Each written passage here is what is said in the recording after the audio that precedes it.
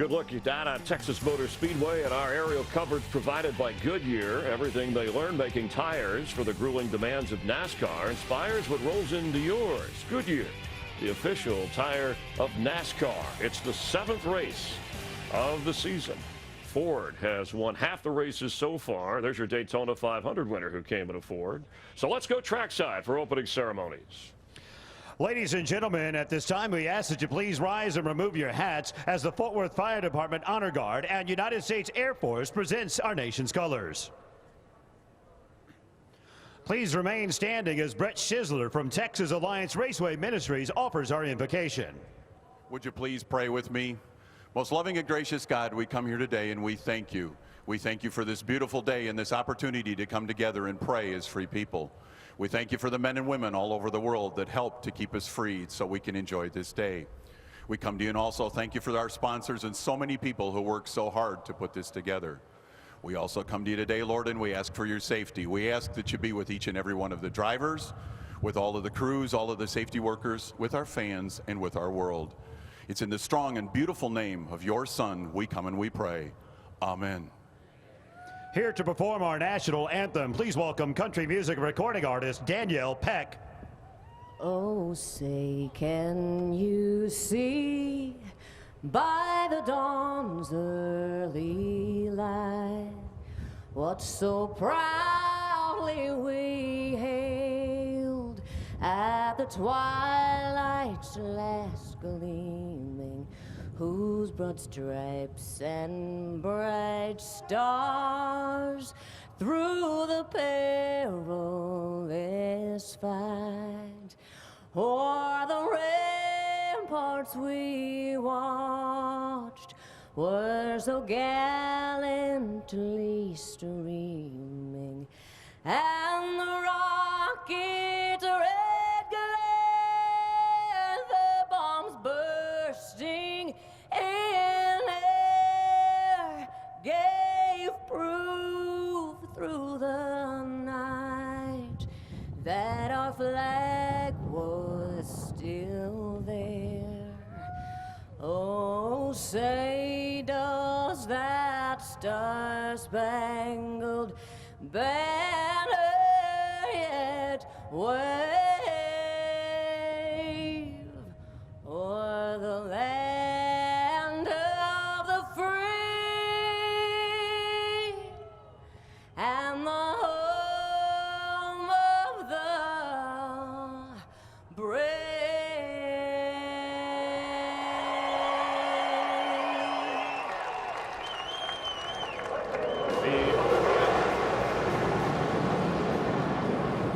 Auto Parts 500 with a fantastic flyover here in Texas coming up on Fox.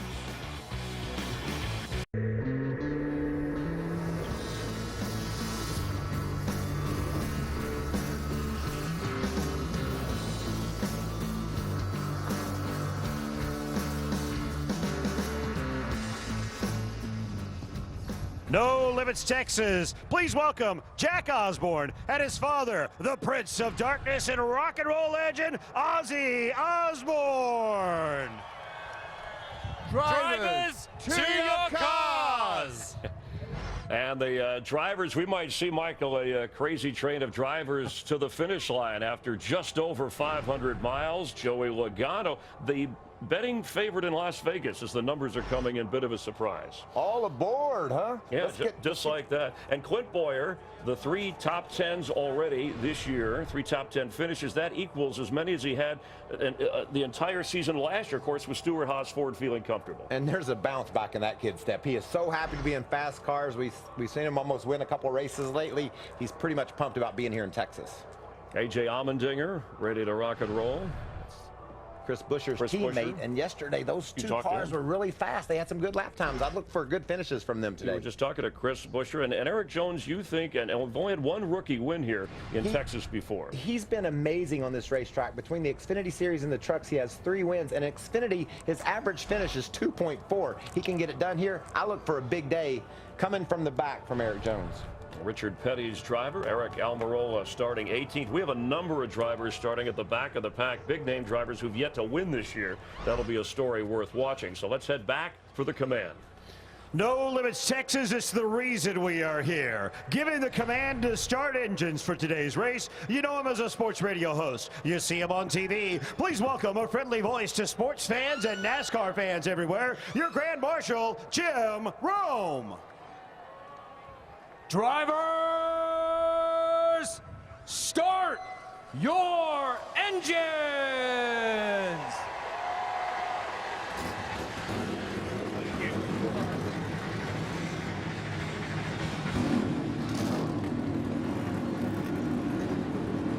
Great job, Rackham. That's how Jim handles his radio audience and loves interviewing drivers. All right, Michael, excited. 500 miles plus. We got wind, we got repave, we got big names who haven't won yet. Let's head upstairs. The guys who take you through it, Daryl, Jeff, and Mike. Gentlemen. Well, what a day, and what a lot of stories we have, especially about drivers coming from the back. But the biggest story here in Texas is the newly reconfigured turns 1 and 2. Daryl, we've been to a lot of repaved and reconfigured racetracks. They each have their own character and each have their own issues. Oh, we struggled here Friday trying to get this track where we could just make a lap around here. A bunch of guys spun out, but drivers hate a repave. If you think they talked Atlanta out of repaving their racetrack, that's how much they hate it. But I love what they've done to the track. You mentioned the 1 and 2. It's all totally different. Brand new look for the drivers. 3 and 4, baby, you hammer it down and rock and roll through 3 and 4, just like always. But Jeff, this track, it's not one of the tracks these guys are looking forward to running 500 miles on today. No, and you know, the reason why they don't like it is because it's treacherous. The cars are going to be right on the edge. You're going to have to be on that razor's edge. And what's going to happen down here in turn 1, if you're on the outside lane on this restart, you're going to be really nervous. You're going to have your hands full, and there's a good chance you could step out and end your race on lap 1, corner 1. Yeah, there's going to be no high, wide, and handsome down in turn 1 today. It's going to be high, wide, and hello wall, as we've seen in practice. Ready to race in Texas for 500 miles on Fox.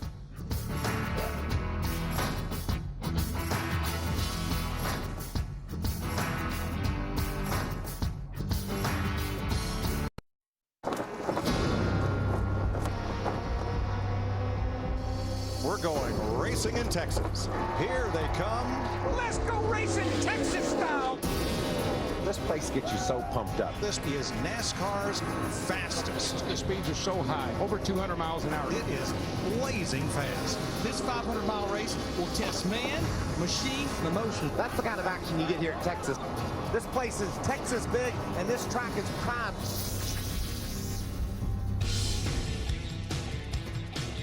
There they are, 40 cars lined up and ready to roll in the Lone Star State at the beautiful Texas Motor Speedway. It's Monster Energy NASCAR Cup Series racing on Fox today. The infield, the parking lot's full. They've had a whole weekend of entertainment. Dirt track, sprint car racing, legend car racing, Xfinity racing. Eric Jones, the winner yesterday. And now Kevin Harvick will lead them to green. 75 degrees, the temps headed toward 80, and a steady wind here all weekend, and it's been rising in speed. 19 miles an hour now with gusts that are much faster. The clouds have pretty much blown through the area, a couple of lazy ones there as we get ready to go. From the pole, let's take a look at how Kevin Harvick is starting with confidence. Brought to you by Carfax.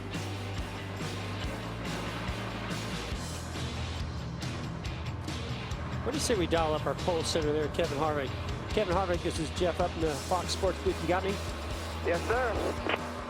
Well, man, you didn't show all that speed in practice. Then you went outside on the pole. Same thing yesterday in the final practice. Not high up on the timesheets, but we know you got a fast race car. Do you have a winning race car?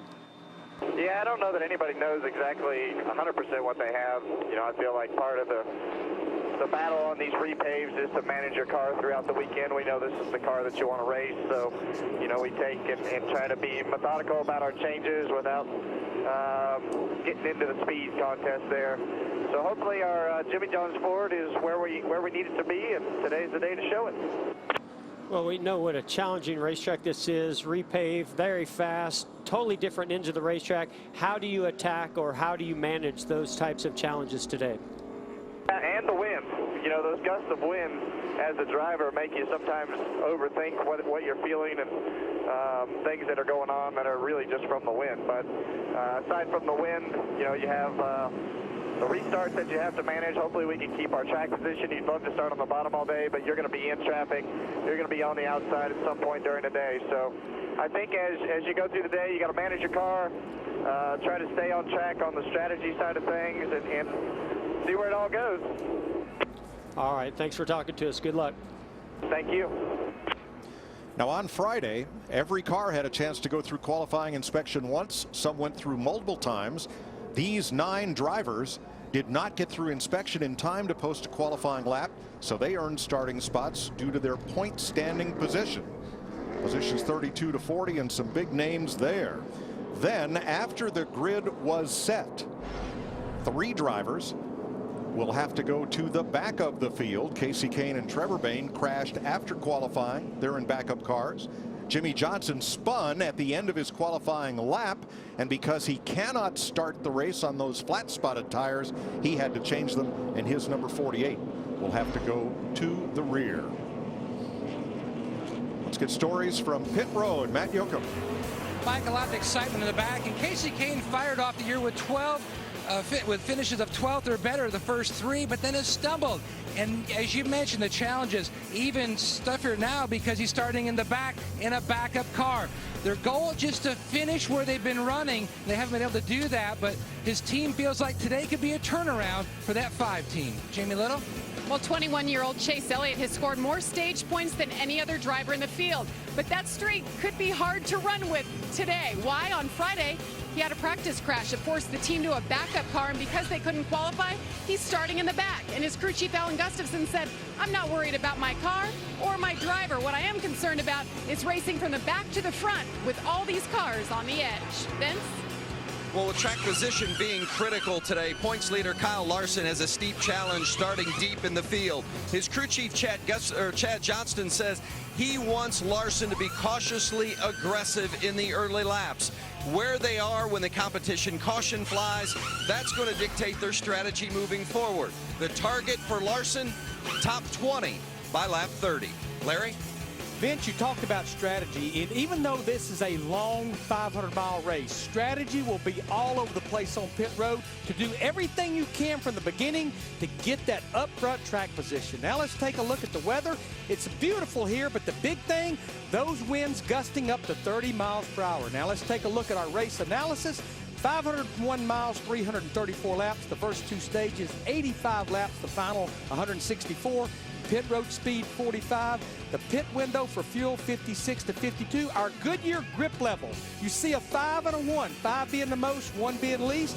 It's a 5 on this new surface where you see the rubber.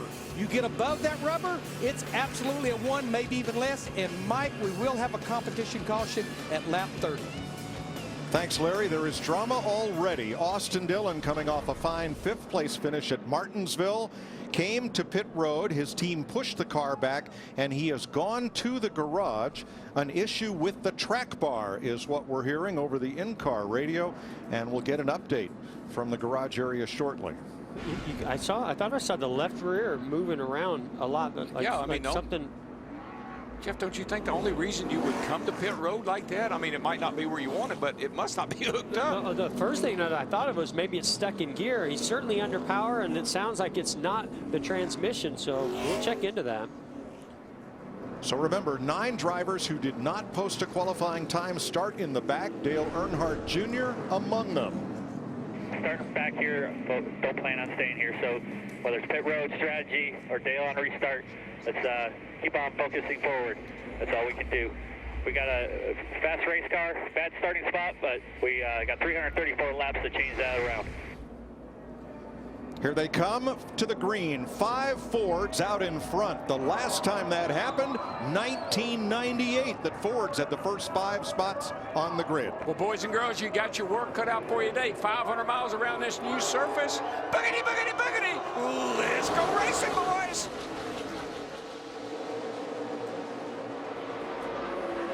Ryan Blaney's going to be the first one to test out that outside groove.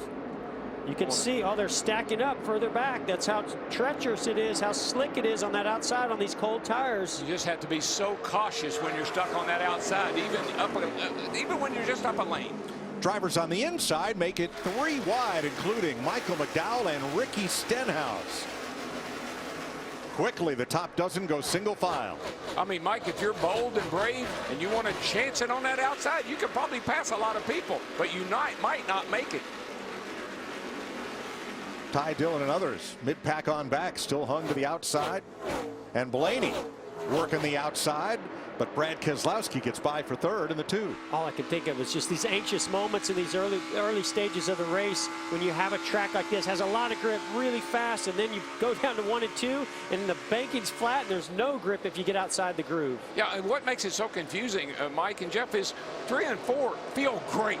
You can run that corner, you can hammer down, but 1, getting into 1, you got to get on the brake and get the car slowed way down. There's 20-mile-an-hour difference. 1 out of the groove, 18 of Kyle Busch. We've seen that, saw that in practice. Had some damage to the right rear, fixed the car. That's that fine line between aggressively patient. Debris near the flag stand on the front straightaway has put us under the first caution of the day, and just in time. Whew, I'd say. That was an intense start. But that's what I was talking about. You heard Vince talk about aggressively patient. Well, what that means is you're going to put the car on the edge, but you don't want to push it over. But he was taking some chances by trying to get up through the field early, and he just pushed over. That's how easy it is to do. We're going to take a look at Daniel Suarez and Eric Almirola, the 19 right here, and the 43. 19 to 43 right here. Keep an eye on those two. Bam. And that was a domino effect of something that happened ahead of them starting to stack those cars up. They had to check up. And you're going to see the 18 here. Kyle Busch stuck on the outside, goes in a little wide. You go in high in that first turn, you're going to go up the hill just like that. No grip. Meanwhile, Austin Dillon's car, Matt Yoakum, still in the garage. Mike, everyone ran back here. The 3 cars up on stands. Crew members are underneath. I talked to Slugger Labby, and the guys are working on the left truck arm, the front area where it bolts to the chassis. So that's where a part failed, and they're trying to quickly replace that and not lose too much time. But boy, what a disappointment for this crew. Yeah, especially after the great run he had last week at Martinsville. Boy, that is really confusing, Mike, to have a trailing arm issue before you even start the race. Well, this is certainly going to get the attention of NASCAR as we see a car coming to pit road. Is that Daniel Suarez?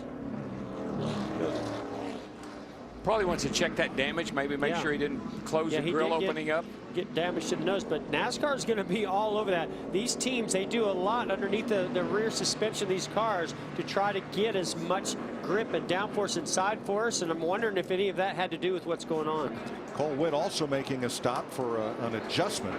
Larry McReynolds has more with our Ford Performance Cutaway car. Yeah, let's take a look at where the problem is on Austin Dillon's number 3 car. They talked about the left trailing arm where it mounts, and this would be the area right there. You see those different holes, that's different locations for what they can do, and you have a bolt that goes through there, and normally you have bushings. So somewhere in that area, right there on the left trailing arm, there's something that has failed on that 3 car. Something's moving that shouldn't be moving.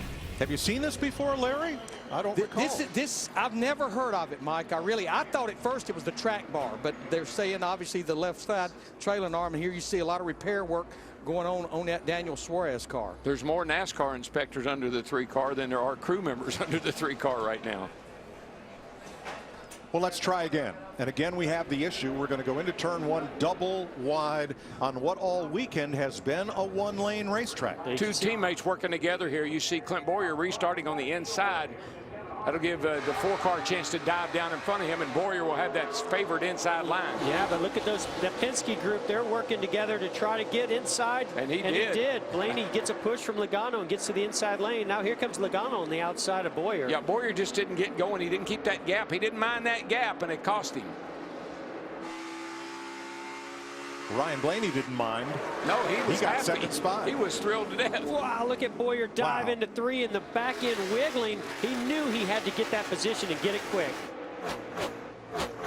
Now the guys, all the guys say, what I lose in 1 and 2, which is a lot, I can gain back in 3 and 4. And this time, again, the top dozen were single file before they exited turn 4. Kurt Busch in 14th, dropping down in line. And what we're seeing is you can work the outside if you're right on the door of that car on the inside, but you only have about a corner, maybe a half a lap before you better get to the inside lane again. If there's going to be an outside lane or outside groove, you know who's going to find it and use it first? Guy that's running 21st right now, Kyle Larson. He'll be the first one to explore up there. So here's some talk with Clint Boyer's team about different grooves. The outside groove 1 and 2 didn't look fun for most of the people out there. Brett said that 3 and 4 didn't look so bad in the second groove, and McMurray even got up to the third groove. Not preferred, but okay. 2 and 4. Talking about Jamie McMurray, who's 8th. That's vital information early in this race. Is there grip? If I do get shoved up, can I hang on? I mean, that's things drivers need to know right now early on. And I think that's exactly what happened to Kyle Busch. He was on the outside, made a pass, had momentum coming through 3 and 4. He said, okay, I'm on the outside. I'm going to go down into turn 1 on the outside. It just didn't stick. Chase Elliott, I just saw him make a couple passes on the outside. He passed Paul Menard. He got up to the outside of LaJoie, and then he got down to 1 and 2 on the outside, and it did not stick. How about our leader, Kevin Harvick, talking about racing grooves? Rubber helps a lot. They put down between the Xfinity race, the rubber they put down the top end stretchers. Ain't as good, still ain't good, but 10-4. But it's usable. And up until the Xfinity race yesterday, what they did the track last night, some of the petty cars got a caution, got another caution. Smoke down the back. Big crash out of turn number 2, and it is Jeffrey Earnhardt. Reed Sorensen involved. A lot of damage. There was quite a lot of movement still from about 25th on back, 2 laps after this restart. But that narrow groove may have had something to do with this. I think, Mike, you just fight to get down. I mean, if there's any gap at all or opening at all, you try to get your car down on the bottom. Looks like already in progress. That was a big knot of cars all fighting for position. The car got quite a bit of damage there. It's Greg Galding. Dr. Pepper car. And we don't know exactly what happened here, but what we can predict is that it is such a narrow groove, and you want to get down to the bottom. You're fighting for those positions in that space, you know, so much that you're going to take some risk, whether you stick your nose in there underneath somebody or they come down on top of you to try to get to that bottom groove. I think if you get pushed out there, Jeff, you just got to take your losses, because you see what happens if you don't. Jeffrey Earnhardt out of his car, walked to the ambulance after the second caution of the day waves in Texas. Second caution of the day. Now this is Reed Sorensen coming back into the pits after making a stop. And Reed Sorensen over the in-car radio explained what happened. The 33 spun on his own in front of me. I got hit in the back. So no front end damage, so let's get tires on here. So Sorensen got hit by Greg Galding after Jeffrey Earnhardt spun and said the car just got away from him. Austin Dillon is in the race. He is 12 laps down after making repairs to that rear suspension. Getting ready to go green. Here's Clint Boyer's radio. Man, these tires give you a weird feeling. It's light on its feet. They don't have any kind of give in the sidewall that give you any kind of a notion it's going to step out. Yeah, I know a guy I worked with last year sitting next to me and said the same thing. He quit, which tells you I must be a damn fool. I tried to tell you from day one I'm a lot smarter than you. Tony Stewart to his new driver, Clint Boyer in the 14. Nothing like having smoke in the house. Their teammate, Kevin Harvick, leads them back to green. Blaney on the outside. He's trying. Oh, he's so trying. close to clearing him. I think he's got him. He got it. The 21 gets by the 4-off turn. That was a great What job. a bold move. I think that outside lane is getting a little bit better. Oh, yeah, but that young man.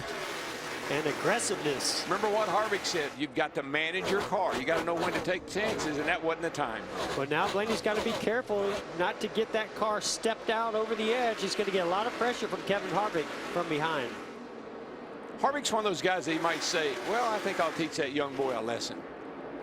Yeah, I can promise you, he's not happy about losing that track position. When we talked to him before the race, you heard that him say how important track position was. Mark Truex Jr. dropping back. Back to 10th. Here comes Kenseth for 11th. This will be a freight train. Everybody's going to just try to stick their nose in there like A.J. Allmendinger to try to take advantage of him getting to the outside. Here comes Jamie McMurray as well. Truex had a chance to get down right there, getting into one, but McMurray was closing so fast he was afraid to turn down. And Larson on the Here inside. comes Larson. Wide. Woohoo! Kyle Larson has been charging to the front. He was one of those cars didn't get to qualify. He had to start 32nd, and Larson is up to 13th. Yeah, he's on the move, Mike. That's a fast race car. We know that. We've seen that week in and week out, and he's not afraid to put it where everybody else is afraid to go. Not afraid to run that thing on the edge either. Nope. Here are the biggest movers from the start of the race. Chris Buescher, Eric Jones, Casey Kane. Hats Kyle off to Larson, Chris Chase Buescher and Elliott. Eric Jones as well, and Casey Kane. All those guys moving forward. I know they started towards the back, but great job there. You kind of got to take some chances when you're back like that, and they're willing to do that to get through these cars and get near the front.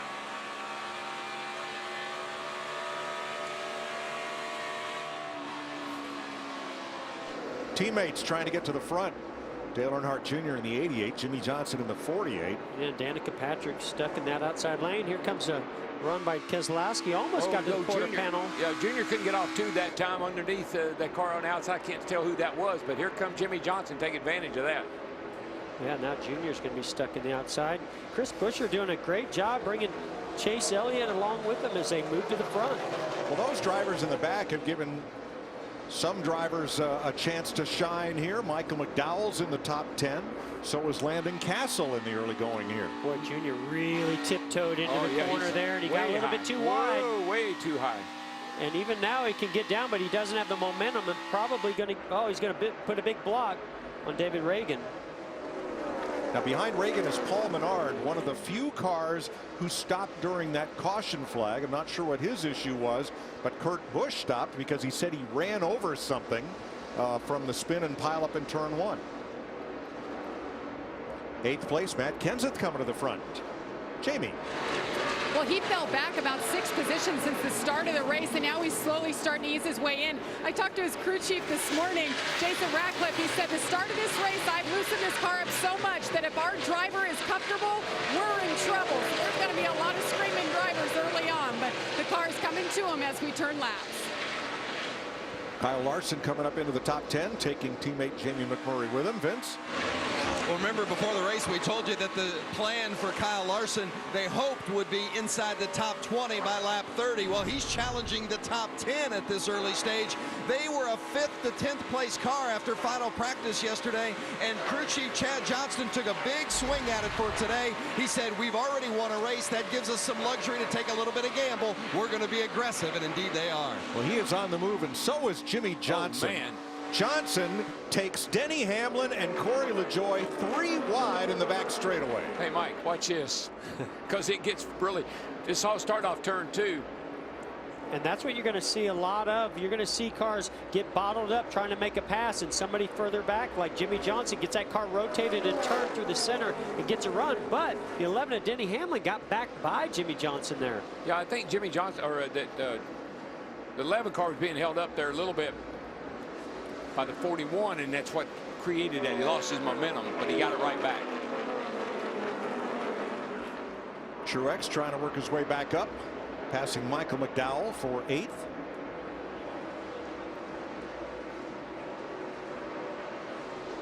And boy, these two, they're going back and forth.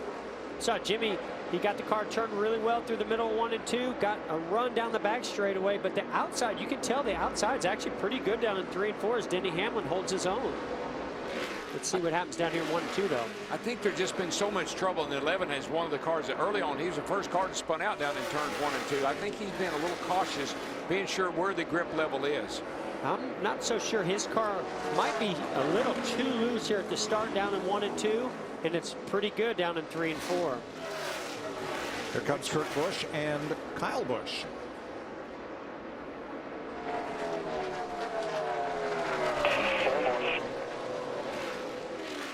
this really is going to be a race of survival today. Managing those early parts of the run where the car's edgy and can break out from underneath you, as well as how you can make your car fast at the end of a run. Now coming up in 3 laps, NASCAR will throw that competition caution due to the new racing surface. The fact that they watered parts of it and put some lime down last night. Caution should come out here in a couple of laps. Mike, it's such a challenge to the drivers. Turn 1 and 2 is so different than 3 and 4. 3 and 4, again, is just, you can fly through 3 and 4, but you have got a tippy toe down here in turn 1 and 2. You like that tippy toe? I like that. It just doesn't go hand in hand as a race car driver. You don't like to tiptoe, you like to be aggressive, but on a technical track, especially 1 and 2 like this, you have to do that. You have to balance that out, that aggressiveness in 3 and 4, that patience in 1 and 2. Yep.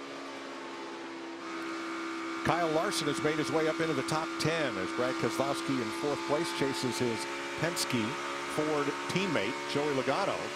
Ford started with 5 cars out front. They now have the first 6 positions, beginning with Ryan Blaney. And Clint Boyer in 5th, and right behind him, Ricky Stenhouse Jr. in 6th place.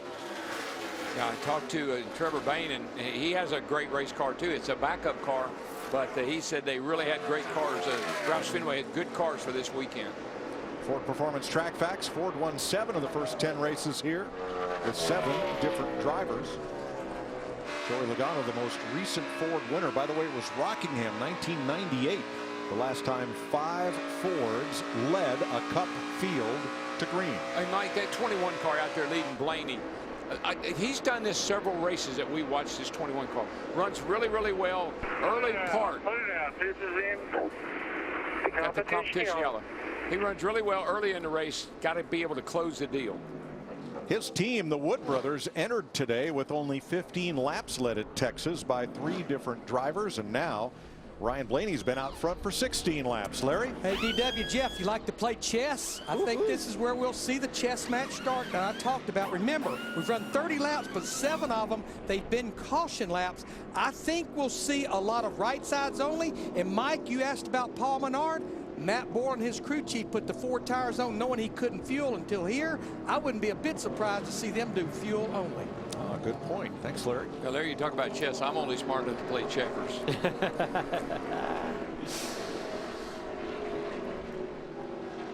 So this is the competition caution that NASCAR advised the drivers in their morning meeting would come at lap 30.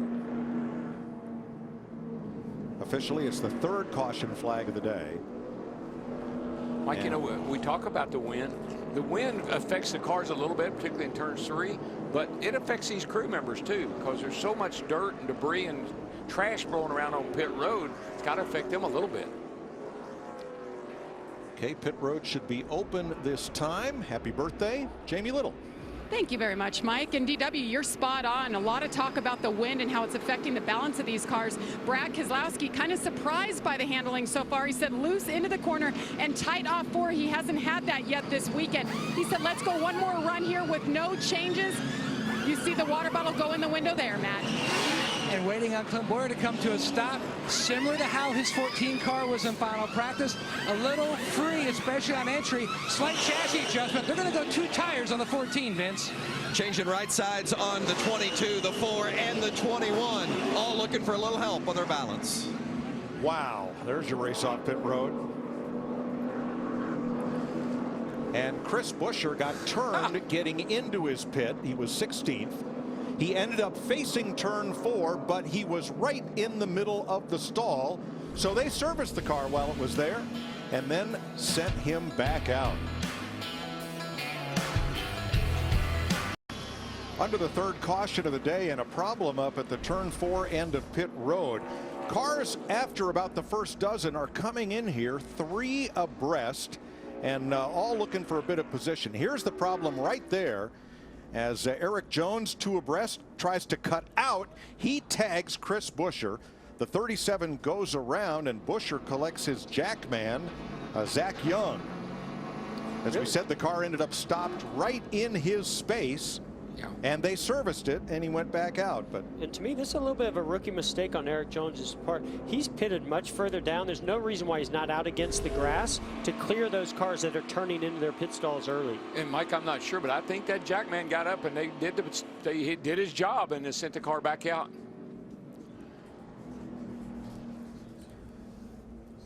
problem for Kyle Larson. Let's have a look at the pro officiating system. And he had made some and great you will progress. see that he drives through too many pit boxes on the way into his pit. He starts turning in too soon. So that is a penalty. And he had made some incredible progress from the rear, Mike. And you know how, here's Vince. Well, that's exactly what the 42 team did not want. In fact, crew chief Chad Johnson told me before the race, we've got to be mistake-free because track position is so critical here. That's the first penalty of the season for the 42. One of the reasons they've been so successful this season, but that's a tough blow here at Texas. Okay. So to answer the question, how did they service Chris Buescher when Zach Young got upended? Will Goodnow, the jack man for Ty Dillon, got the car in the air so they could service it. I know it did seem like instantaneously the car was being serviced. Hey, you see his blue uniform there for Booty Barker's team. Jeff, how about today's AARP keys to the drive? Oh, Mike, today's race will be survival of the fittest. 500 miles, that will be tough on the drivers both physically and mentally. The drivers will be living on the edge. Crew chiefs will set the car up as loose as possible at the start of a run because the car will tighten up, and that means these cars will be edgy. You want to stay on that bottom, the preferred line, but how well you navigate those instances when you are on the outside lane will determine if you battle for victory today. Getting set for the restart, Blaney and Harvick. Timmy Hill got the free pass. Reed Sorensen parked still on pit road as we go back to green. Well, Kevin Harvick tried the inside. Now he's going to try the outside lane. Curious to see if we see the same results, though, with Blaney getting the lead. Blaney leading, somebody backing up the outside line there. I thought, but that was bold on Harvick's part to be able to try that outside right here early in this race. Didn't turn out too bad for him. That was Matt Kenseth who didn't have any grip. The black car backing up. He finds his way to the inside lane, and Logano looks to the inside of Bowyer for third place. Right behind Logano is the two car of Keselowski, and they have two really fast race cars. Bowyer used that outside momentum in lane off of 3 and 4. But now you can see how good the 22 car of Joey Logano is turning through the center 1 and 2, getting another run on the 14. You can hear just how much throttle Kevin Harvick's able to run there through 3 and 4. Very fast 3 and 4. 21 was able to get away. Blaney was able to get away from Harvick in that last go round. I think Harvick wants to put a little pressure on the young man, see if he can make a mistake. Here's Ty Dillon being brave on the outside, trying to make the pass on Danica Patrick, but he's going to give up at least a spot and more. Junior goes 3 wide inside of Ryan Newman and Ty Dillon. Oh, I don't know if that's going to work right there. Newman. Tight racing with Suarez and Newman. Out Newman. Jimmy Johnson's out on the outside, living on the edge.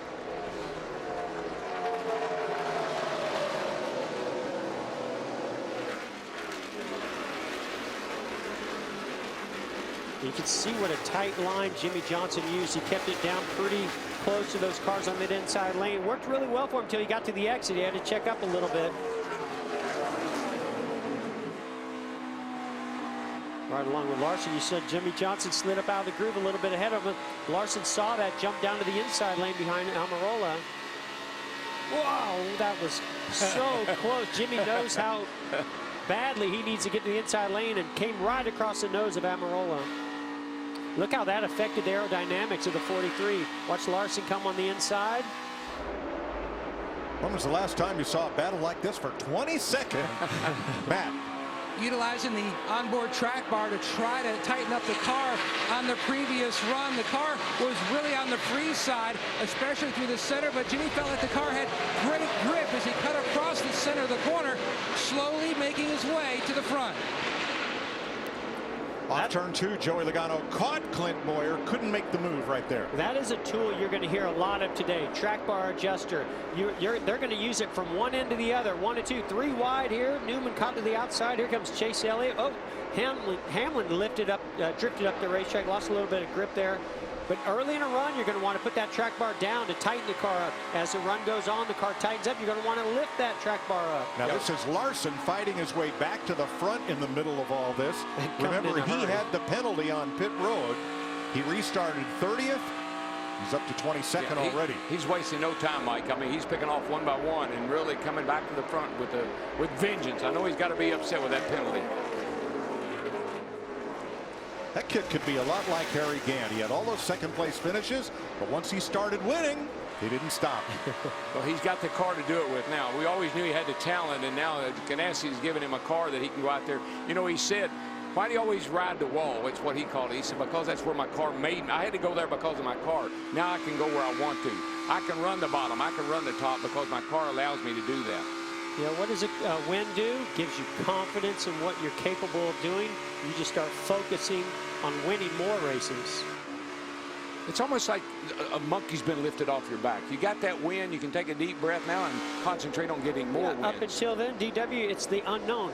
Do I really have what it takes? What am I doing wrong? Why haven't I won a race yet? Is it me? Is it my car? Is it my setup? What do I have to do? Once you get that victory, all of a sudden you realize, yes, I can do it.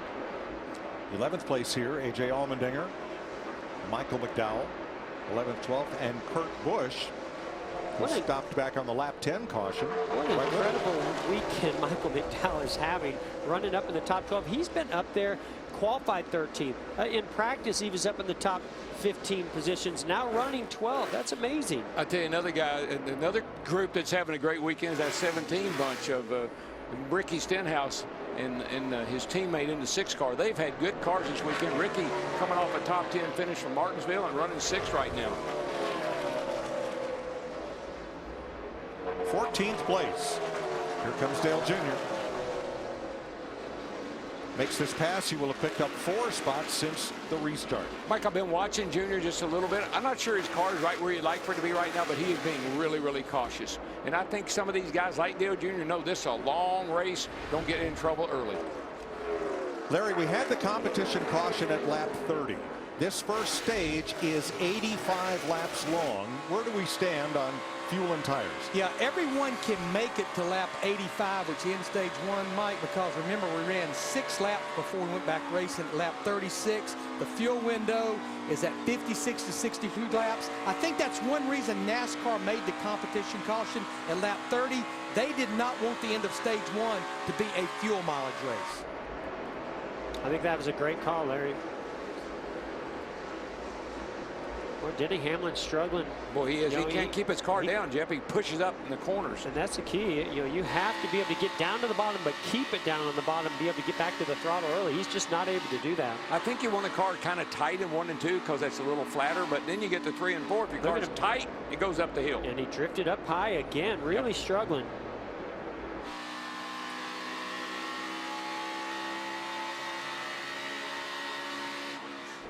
Whoa, 6th place. Man, what a battle right there. McMurray. They are all over each other. They came up on a slower car, made him check up. It looked like Keselowski checked up.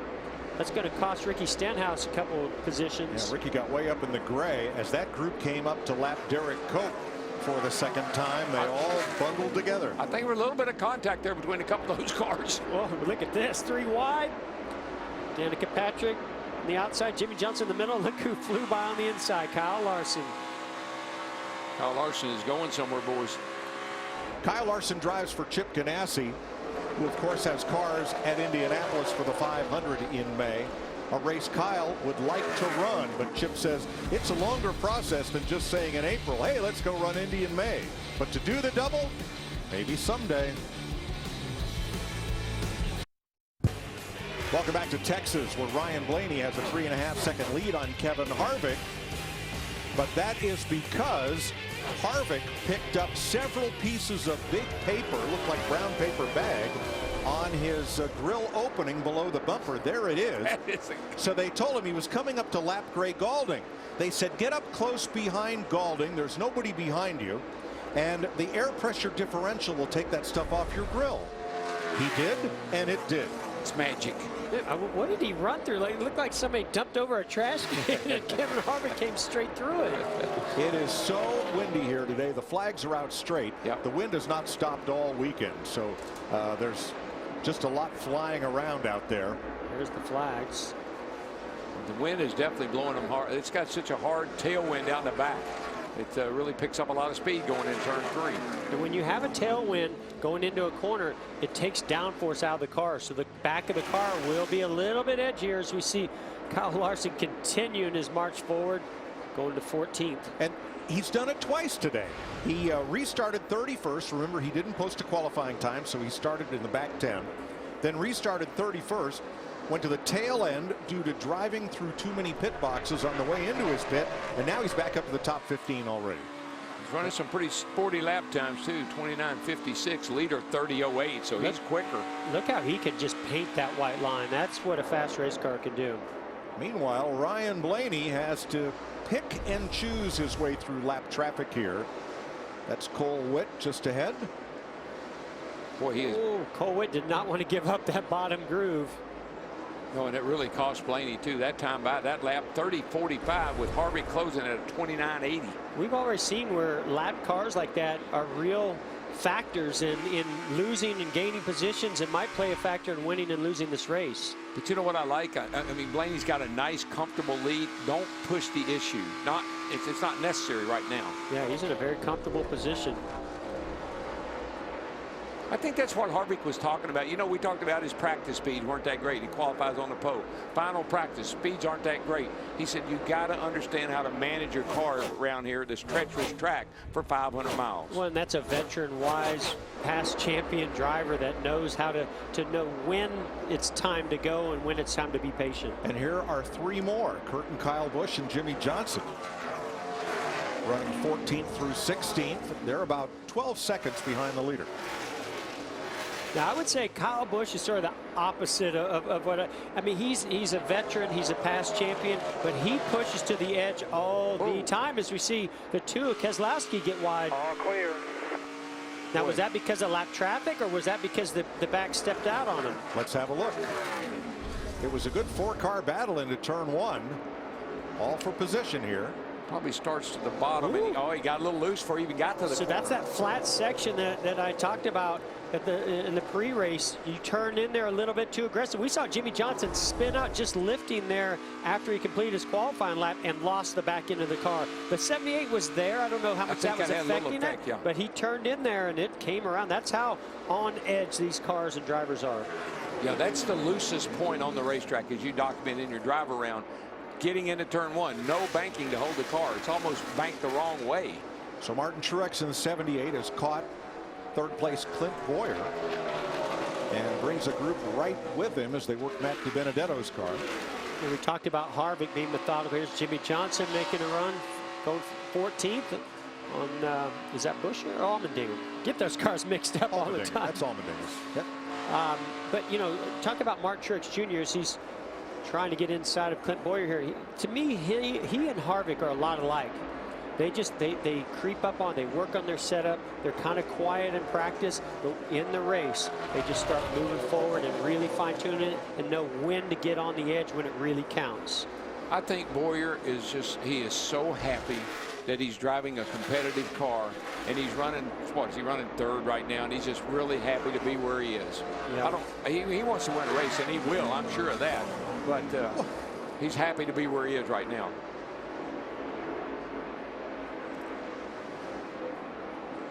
So let's catch up with the cars that started in the back, including Casey Kane, who did not post a qualifying time, got into the wall in practice. He is in a backup car and currently is running 9th, 1 spot behind him. Dale Earnhardt Jr. started 37th, Vince. He's in the top 10. Yeah, and the car has been pretty good throughout the course of the weekend. Crew Chief Greg Ives said, we've been really happy with it, but we're starting so far back, we know that the handling is not going to be good early on, so we've got to be methodical about it. Junior has not complained significantly about the handling of the car. That's good news for Junior Nation as he moves toward the front. Yeah, we heard Greg Ives encouraging words to the team and to Dale Earnhardt Jr. and that Axalta Chevrolet before this race started. Those words are working. The Penske Ford swap places. Keselowski to 6th. Mike, always like to use the start-finish line as a point of reference as a driver. Right now, the leader is at the line now. There goes the 21 car, and here comes the 4 car now. And that gives me a point. You know, you can say he's 2 seconds back. I don't know how far back. When I know where he is, me compared to the start-finish line, that's my point of reference. Saw Junior right there actually wave Kyle Larson to the inside, stuck his finger out the window and said, "You go ahead. I know you're fast." Ryan Blaney has led 48 laps in Texas as we close in on the end of stage 1.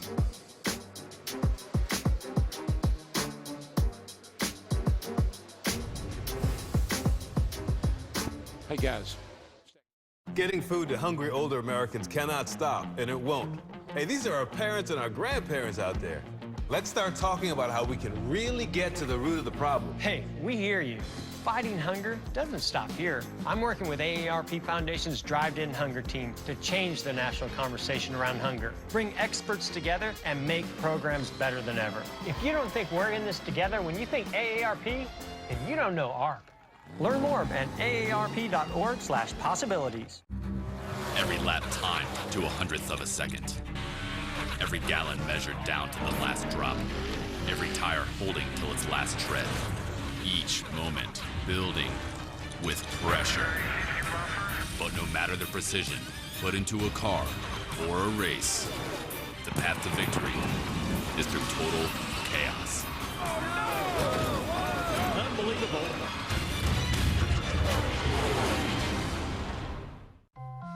Will the all-new KFC Georgia Gold chicken with its great tasting honey mustard barbecue sauce make you rich and successful?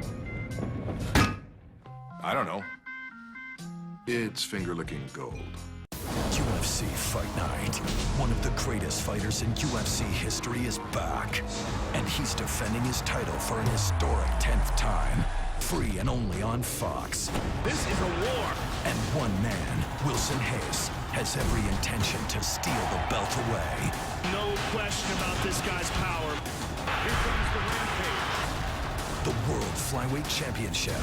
Saturday at 6 Eastern. Free and only on Fox. We're just moments away from adding a new chapter to college basketball's most storied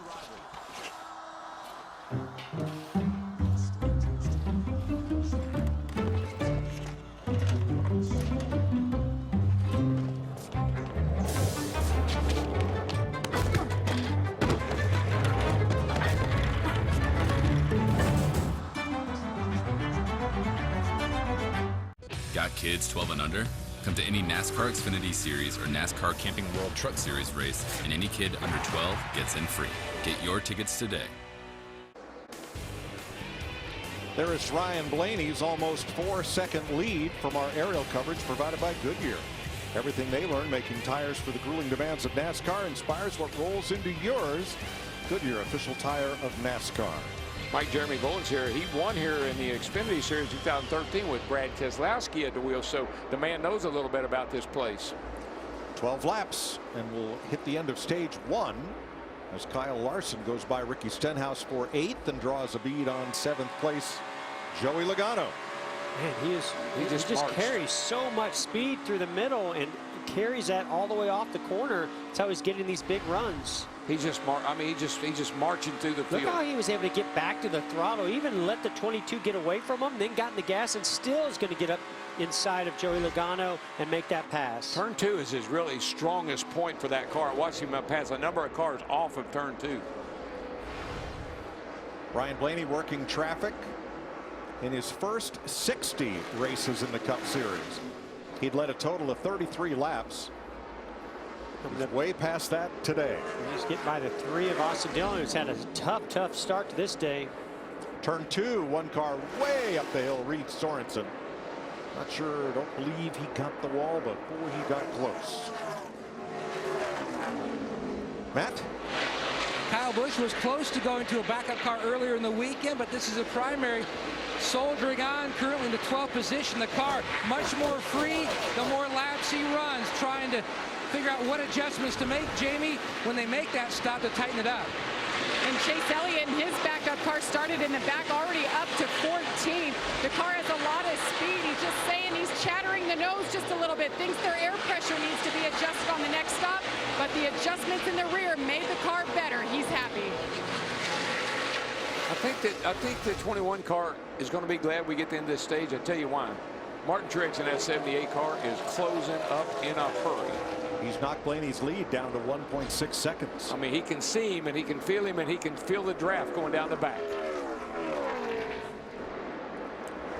And the reason that Truex is closing so quickly is that Blaney is having difficulty in traffic. He just got past J.J. Yaley here, but that allows Truex to get ever closer. Yeah, he's going to take his time. He's got a nice lead. He's comfortable. No reason to take any big risks. With the 78 behind him and Martin Truex Jr.'s, he wants to close in, put some pressure on him, maybe get the lead here before this stage ends. Keselowski to 5th in front of Boyer. Vince? Well, and these stage points are so important for Ryan Blaney, for every driver for that matter, but Blaney is 7th in the championship standings. He scored the 8th most stage points. Those stage points, crew chief Jeremy Bullins told me, are critical. They view them as 3 stages, 3 opportunities to score points. So you know that this is prime real estate right now for Ryan Blaney as he's closing in on a stage 1 win. And Mike, I just think week in and week out, I know we talk about it, but I just think it shows how much effort and how much attention these guys are paying to these stages, the stage points, and how that could affect them when they get ready for the playoffs. Well, Martin Truex, currently 2nd, has 4 stage wins, the most of any driver, and a total of 9 playoff points. All right, there's the bullseye right here in front of you. I got it. I got him. That's excitement in that voice of Martin Truex Jr. And guess what? He's got him. He's like, you don't have to tell me. I can see him. Yeah, Blaney is having target is locked. Yeah, Blaney's having a lot of trouble with lap cars. And Truex is catching them just right. That's how he was able to close so quick. 4 laps to the end of stage 1.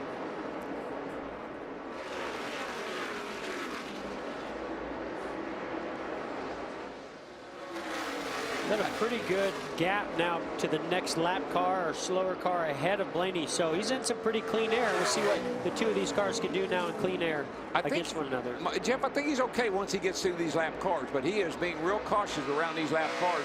I think he can hold the 78 car Truex off. I think he's good now. 3 laps to go. Clear sailing ahead for Ryan Blaney, trying to notch his first stage win of 2017. But you know what, Mike? You're a young guy, and you just want to win something. At least I can win a stage, and that's huge. And we've seen this team has performed very well this year. He finished 2nd at Daytona, but even since then on some of the mile and a halves, we've seen some great performances. They've had a few issues on pit road and maintaining that performance all the way to the end. Maybe today they can get that done. Pit road is closed. Pit road is closed. Hey guys, we've been watching Kevin Harvick, our pole sitter, really fall back. And remember, they did 2 tires on that last stop. Quote unquote, he told Rodney Childers about 10 laps ago, the car is absolutely horrendous in traffic. It just will not turn. So that's a classic case of a driver being out in clean air, starting on the pole, or back in traffic. You know what I'd tell him, Larry? Well, you're running 3rd or 4th. You're not running that bad compared to everybody else. That's where that's Larry. You know this. That's where the crew chief has to be a good salesman. You got a good car. Hang on to it. Final lap, stage 1. Ryan Blaney, 3rd generation racer, under contract to Penske, driving for the Wood Brothers, affiliated with Penske, Team Penske that is, who also provides their pit crew. Great race team out of Stewart, Virginia, is going to come to the line to win stage 1 over Martin Truex by 4 car lengths. Jamie McMurray 3rd. Harvick holds on for 4th. Keselowski 5th. Larson, Boyer, Stenhouse, Logano, and Kyle Busch will earn stage points in stage 1.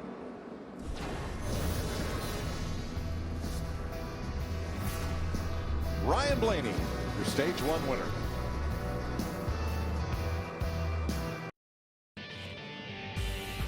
At the end of stage 1 in Texas, here's how the Coca-Cola family of drivers are faring. All on the lead lap, but for Austin Dillon, who missed the start of the race with a rear suspension issue, came on track 12 laps down, and that's where he runs right now. Ryan Blaney, your leader, and good news from the Infield Care Center. Zach Young, the jack man for Chris Buescher, who got upended when Buescher was spun around coming into his pit. He has been treated and released. He's okay.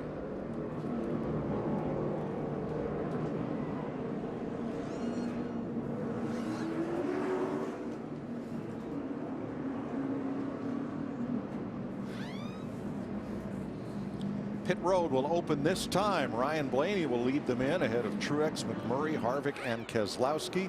27 cars on the lead lap, plus Paul Menard, who will get the free pass. Jamie. And Jamie McMurray comes in from third. He's had a good car. Started the race a little bit tighter than they thought they may need, but it's actually been good. It's freed up just a bit for him. They're calling for a chassis adjustment to help. He wants a water bottle as well. Working hard. There's the water bottle going in the window net. You see the 4 box here. Brad Keselowski in the 2. Worst run here, he said for sure. Needs a little bit more grip and stability, Matt. Right sides on the first stop. Going to go 4 on this one. Truex said his biggest issue is just lap traffic, trying to get to the 21. Vince. The 21 of Ryan Blaney pitting from the lead says it's edgy on entry, needs some help turning, an air pressure adjustment with some wedge. The 4 of Kevin Harvick says he feels like it's dragging the left side. Also a chassis adjustment on that 4 car. Boy, good battle off pit road there. There's the Sunoco race off pit road.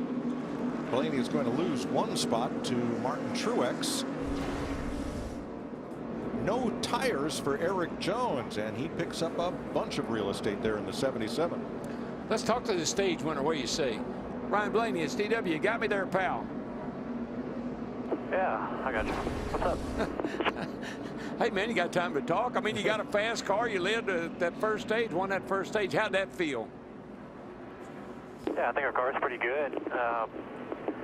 We kind of ran into traffic, and the 78 ran us down. It looked like you might have been a little bit better towards the end of that stage, but hopefully made the right adjustments here and can go after it again in stage 2. The track's changing a good bit, so we'll have to stay on top of that for the rest of the day. Yeah, is that a big issue for you getting into turn 1? Is that your trouble spot, or is the car that good everywhere? It's easy for us to get loose into 1. The wind's kind of gusting, and it's unpredictable in there, so that's probably been my biggest trouble spot. And off of 2, we get pretty tight off of 2, so hopefully the changes we made will help that out a little bit. All right, my friend, as a guy that chased that 21 car for years, it sure is good to see it out front. Keep it up, man. 10-4, thank you. Ryan Blaney, your stage 1 winner. Martin Truex now the race leader as he was first off pit road. Getting ready to start stage 2 in Texas. Larry has today's Liberty Mutual Insurance Worry Less strategy. Well, what I'm telling my driver is run the bottom of the racetrack. And this is down in turn 1 and 2. This was Kyle Busch just in practice on Friday. Got up out of the groove. This was Denny Hamlin. He was one of the first cars out on Friday and spun. And Chase Elliott in practice hits the wall, has to go to a backup car. Now we are starting to see that groove widen out a little bit. But what I'm telling my driver, I and the spotter will tell you when we start to see that groove move up. A classic example, Chad Knaus told Jimmy Johnson about Ryan Blaney making that second groove work down in turn 1 and 2. It's mainly 1 and 2, and that's because of less banking than in 3 and 4, Mike. Thanks, Larry. Kyle Busch made an extra pit stop on that caution to make repairs. Matt? Mike, he had damage to the nose that he sustained after he bumped into his brother coming down pit road. While they were servicing the car, Adam Stevens looked and he could see that there was some left rear quarter damage to the fender, and they felt like where they are in the running order, take your poison now, bring it back, fix it, so you're going to be good to go from here on out. Yeah, Matt, it only cost him 6 spots. He would have restarted 22nd. He'll now go 28th. Boy, DW, you think about how things have evolved in racing and here in NASCAR. Years ago, they would never worry about patching a hole like that, but aerodynamics are so important on the nose of these cars today. Yeah, I mean, you run a 200-mile-an-hour here down the back straightaway. They approach the Geico restart zone. Ryan Blaney has been able to take the lead from the outside on an earlier restart. Truex, Blaney, here we go.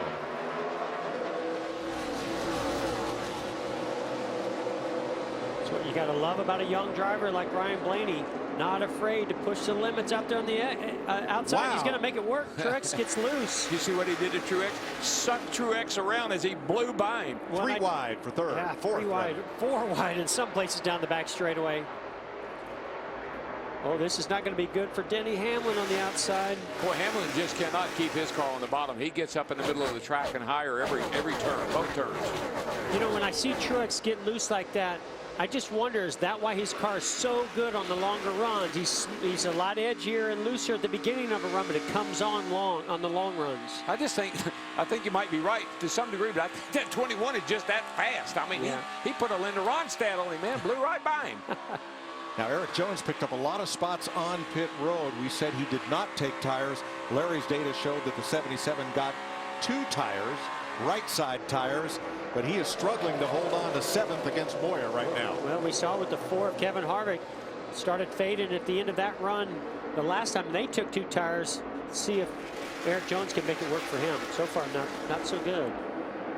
No, but every time we have a restart and I see Blaney and Harvick, I know Harvick, I know how he races, I know how he thinks. He wants to keep pressure on that 21 car, hoping he overdrives the corner and goes up the hill and makes a mistake.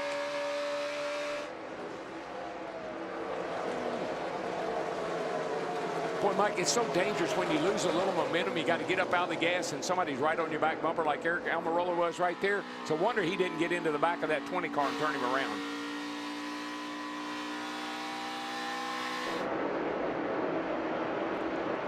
Last week, these two had a big get-together. Hamlin and Danny Hamlin got into the backup.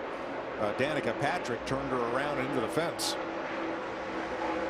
And Ryan Newman is putting Denny now down 8 positions since the restart. Wheels going to have to do something to that 11 car, Jeff. It just won't stay on the bottom, and the top is not working. Vince? They have just been fighting massive tight all day long, and in fact Denny had maxed out on the track bar prior to that pit stop. They put some wedge in it to try to help him out, but he has been fighting the same thing all day. Massive tight in that 11. Well, that's one of the big storylines. Joe Gibbs Racing winless this year.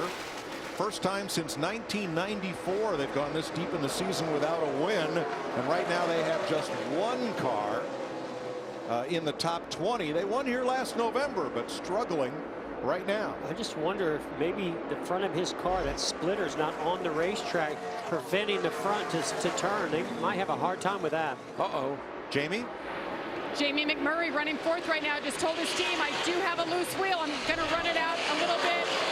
He's talking to his crew right now. They're saying everything's ready to go on pit road. They want to be ready when he drops down to change those tires. And the way you know if you have a loose wheel, you feel a slight vibration. If that vibration starts to get worse, you know it's a loose wheel, and that's the sign of that you need to come in. You can ride it out for a little bit, but he's going to have to get in here pretty soon. Last week he had a tire rub. They decided to ride it out, and he rode it hard into the turn 3 wall. Yeah, that once it starts vibrating, it ain't going to get no better. It's only going to get worse.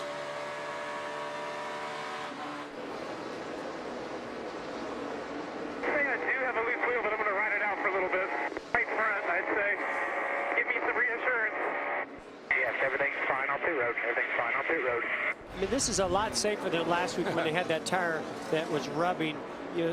That tire can go at any second. This one, you have a pretty good sense of how the looseness of that wheel is getting worse. Each lap, each corner, and when it gets violent, you know you've got to come down pit road. And when Matt McCall says everything's fine on pit road, what that means is they check the air pressure trace in the tire changer's line, and all 5 lugs were tight according to the readout.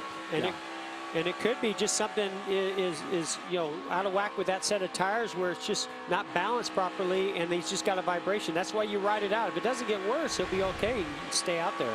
Jamie, that 2-tire change for Eric Jones is not paying off. Yeah, and they didn't give him enough stability on entry. That's what he's been complaining about. But what a weekend it has been for Eric. He wrecked his primary car on Friday. Then he eased into the backup car knowing he didn't have another car here. And then he came out and he won the Xfinity Series race yesterday. Doing a nice job today. The car, he's happy with it. He started in the back, but they've been adjusting to give him more stability, and he needs more. Yeah, he did yesterday what Bill France used to tell me not to do. He stunk up the show yesterday.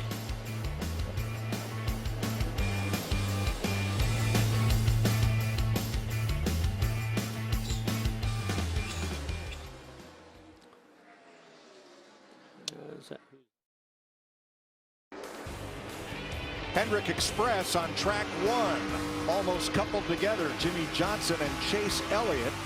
Motor passed Brad Keselowski's Ford to take over 7th and 8th positions.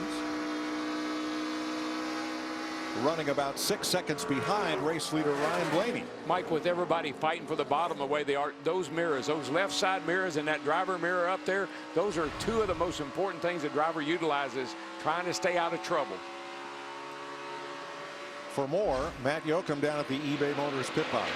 So, Mike, how do you beat a newly reconfigured, challenging racetrack? Well, polling a number of crew chiefs in the garage here this morning, they all pointed to the little things. And the biggest phrase I heard, most used, just don't beat yourself. The guy on top of the box, he has to make the right calls, whether 2 or 4 for track position, because that's the most key. Then you throw in the guys that go over the wall. A number of teams were told today, we just need you to be mistake-free. You don't have to be stellar, but just no mistakes. We can't be at the back.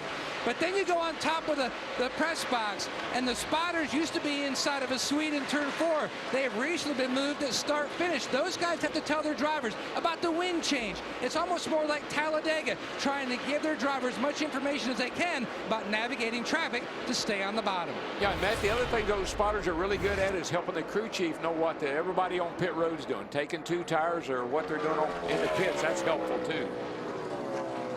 What Ryan Blaney's being told is that Kyle Larson is coming. Larson is now up into the top 5. He's probably making the best inroads as the winds have gotten even more intense.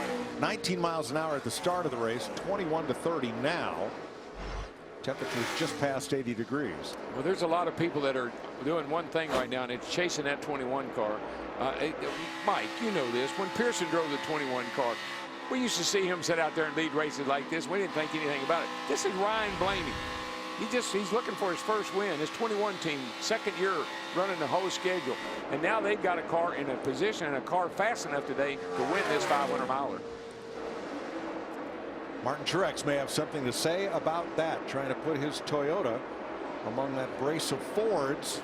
Moves up to 2nd spot. We're starting to see this a trend. Truex doesn't start off really fast. The 4 of Kevin Harvick does. So does the 21 of Ryan Blaney. But as the run goes on, this 78 car just starts turning so good, hugging that white line and coming to the front, just like Kyle Larson and Jimmie Johnson are further back. I agree 100% with you, but I love where that 21 car is because he can get this big lead. And as we saw at the end of the first stage, maybe he slows down a little, but it's right at the end of that stage. Oh, I want to be the leader. Oh, man. You can control what goes on behind you if you're the leader. But Truex is coming, Matt. Mike, very consistent through the garage here this morning. A number of teams told me it's almost like flipping a switch. After about 9 or 10 laps, whatever issue that you are fighting with your race car, it's magnified. But when you talk to Cole Pearn in the 78, Cole felt like with their car, they were a little bit on the tight side, but they were able to maintain their pace, and they felt like that would be an advantage today, and you're seeing it stage after stage on the racetrack. And Matt, you're right. If you think at the end of the first stage, where was the 78? He was closing fast on that 21 car. Didn't get there, but he was closing fast. And that's just great engineering. That's engineering aerodynamically as well as mechanically, getting all 4 of those tires to work consistently and work well throughout the entire run. Let's get back to 12th place where Dale Earnhardt Jr. is trying to rebound. He restarted 20th on this green flag sequence. Okay, read the dash, about to break the tempo. If you need to tighten it up getting into the corner on the brakes, just put the right side lever forward. Got like 5 different things. Yeah, right side has 2 forward, 2 back. So what he's talking about is a brake lever. It sounds to me like he's trying to adjust his entry of the corner based on how he's using the brakes. And what he can do, he has a brake adjuster. If he wants more front brake, he can move that lever forward. If he wants more rear brake, he can move it back. Vince? You know, it's interesting. I talked to Greg Ives, his crew chief, you see there on the right-hand side of the screen this morning, about the fact there's been a lot made of Junior in this 88 team not having any top 10 finishes. But those results haven't been indicative of the quality of cars they've had, but they've just made mistakes. He said if we execute, we can have a top 10 day easy. We don't have the speed that's going to satisfy us just yet, but we keep hurting ourselves. And if we have a clean day today, you're going to see a good result. And we're starting to see Junior make his move. He's been solid throughout the course of the day after coming from deep in the field at the start. And that would be important to him. It's the first time in his career Dale Jr. doesn't have a top 10 in the first 6 races. Ryan Blaney in the Wood Brothers Ford has led 95 laps so far.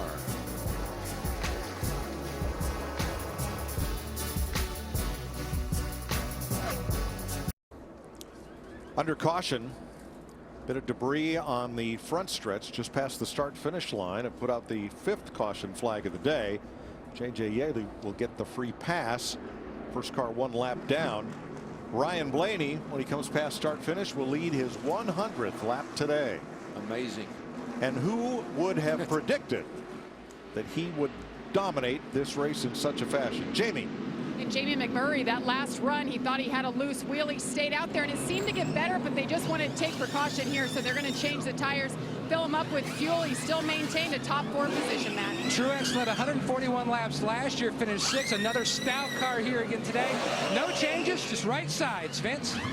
The 42 of Kyle Larson says it's edgier this run, much looser. They're going to make an adjustment to try to snug him up a little bit. On the 4 of Kevin Harvick, Harvick says it just gets tighter the longer they go. And also on that 21 of Ryan Blaney, guys, they made sure that they put in that, kicked in that left side skirt, which had been protruding.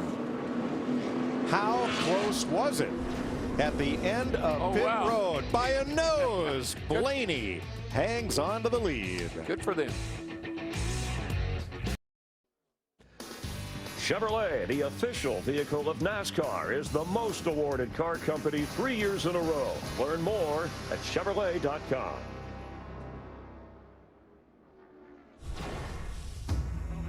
We got a fast race car, bad starting spot, but we got 334 laps to change that around. Something's broke, y'all. We're done.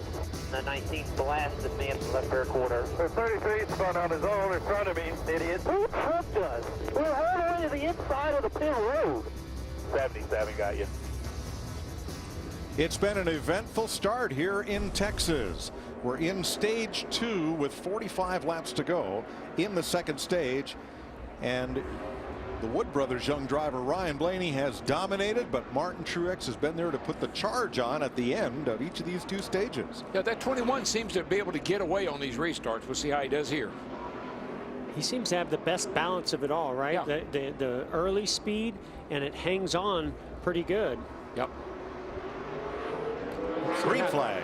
See how good Martin Truex Jr. can hold on the outside here through 1 and 2. It worked for Blaney. Well, it worked for Truex. So far it is. Getting up there. Yeah, he got up a little too high. The 78 is going to have to get out of the gas. Oh, Just he's enough. going to get taken 3 wide here. He's going to regret that. Jimmy might think twice about this. Yeah, I think he'll cut him some slack. Oh, he not much. Still drifted up, and the door opened up for Jimmy to go the inside from his teammate Dale Earnhardt Jr. And Truex goes back, back, back. Did you say Jimmy and Dale Earnhardt Jr.? I did. Where did they come from? Man, all of a sudden they're at the front.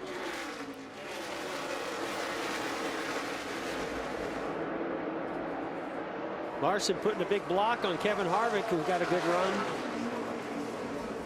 Kyle Larson in 8th, looking for 7th, gets it.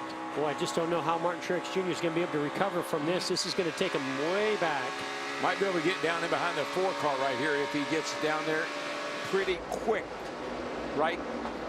He doesn't seem to really want to get down there, though. I think I'd be diving to that inside. There you go. Here comes Chase Elliott to the inside as well. That did not work out the way Martin Truex Jr. was hoping. So restarting on the outside of the front row and battling for the lead has now cost Martin Truex 8 positions. But I just think that's how good that 21 is, too, Mike. I mean, he couldn't just drive around him and get away from him. They ended up side by side, and Martin ended up getting pushed up out of the way. But that is something that I think the 78 Martin Truex Jr. and Cole Pearn are going to have to work on a little bit. Their car just can't take off on that first lap. Takes him a few to get going. Yeah, even after he gets down on the inside down here, he's still getting eaten up by the 2 car and a couple of cars behind him here. He's just a little slow in the get-go. As we watch 16th, if you're going to have to learn that lesson, that was a good time to do it. Oh, yeah, this is a long race, so learn it early. We've only got 204 laps to go. Ricky Stenhouse trying to move on Matt Kenseth for 18th. Vince? Now, it's been a difficult weekend for Aric Almirola in this 43 car. Earlier in the week, he tripped over his daughter's scooter at the house and injured his wrist, sprained his wrist. He tried to wear a brace on it in Friday's practice, said he couldn't grip the wheel the way he wanted to. Actually, it's been so painful that he finally had a shot today in that wrist to try to relieve some of that pain before the race today. Said the tightness in the car is getting a little better, which will make the driver feel a little better physically as well. What I always got when I was in the car and uncomfortable or not feeling well, had a little pain, is a shot of adrenaline from competition and focus when you're out there on the edge like you are here at 200 miles per hour. Look at the upper left corner of Jimmie Johnson. That's not a problem of the windshield, but one of the tear-offs. Here's what happened on his pit stop. And you see they start to peel that back, and then they don't get it. So what happened on my windshield here? It's kind of a problem. I'll survive, but wow. I have no idea, man. I don't know what happened. The windshield tear-off is, I don't know, it didn't come off. Negative. I'm just curious what happened. Andy's got to get in the gym. His briny little arms couldn't handle it. That was a pretty good guy tugging on it. It still didn't come off. And you heard Jimmie Johnson say it's not a problem, but it is a distraction. Sure. And when you're trying to hit your marks, like you got to hit your marks, particularly getting into turn 1, it can mess you up a little bit. And folks, remember, these race car drivers sit very low in the race car. Even though Jimmie does sit up a little bit higher, as we see a change for position here. Brad Keselowski in the 78 Truex, and here comes Kyle Busch coming through, taking advantage of that as well. 10th, 11th, 12th yeah, there. 10th, 11th, 12th, and Casey Kane drifting up a little bit as Chase Elliott goes by him. But you look out the bottom of the windshield, that left corner of the windshield, so it's not a big deal that that tear-off didn't come all the way off. They'll get that off in the next stop, but it's certainly not hurting Jimmie Johnson's race car. He's pretty fast right now. Speaking of fast, we show Kyle Larson as he closes right up on Clint Bowyer. Let's take a Credit One Bank inside ride with the 42.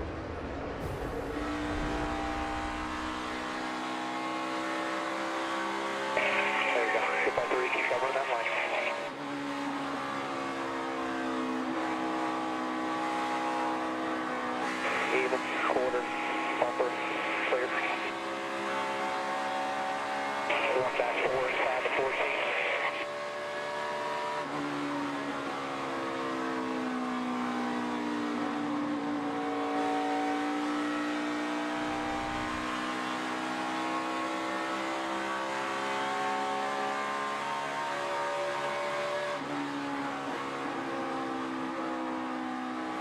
Here's Kyle Larson's day so far. He had a penalty back at lap 30. You see that dip, that was for turning into his pit too soon back at lap 35. But since then, it's been quite a rise toward the front. He's currently 4.5 seconds behind Ryan Blaney in 5th place. Jimmie Johnson second, looking for his first top 5 of the season. Then McMurray, Earnhardt, and Larson.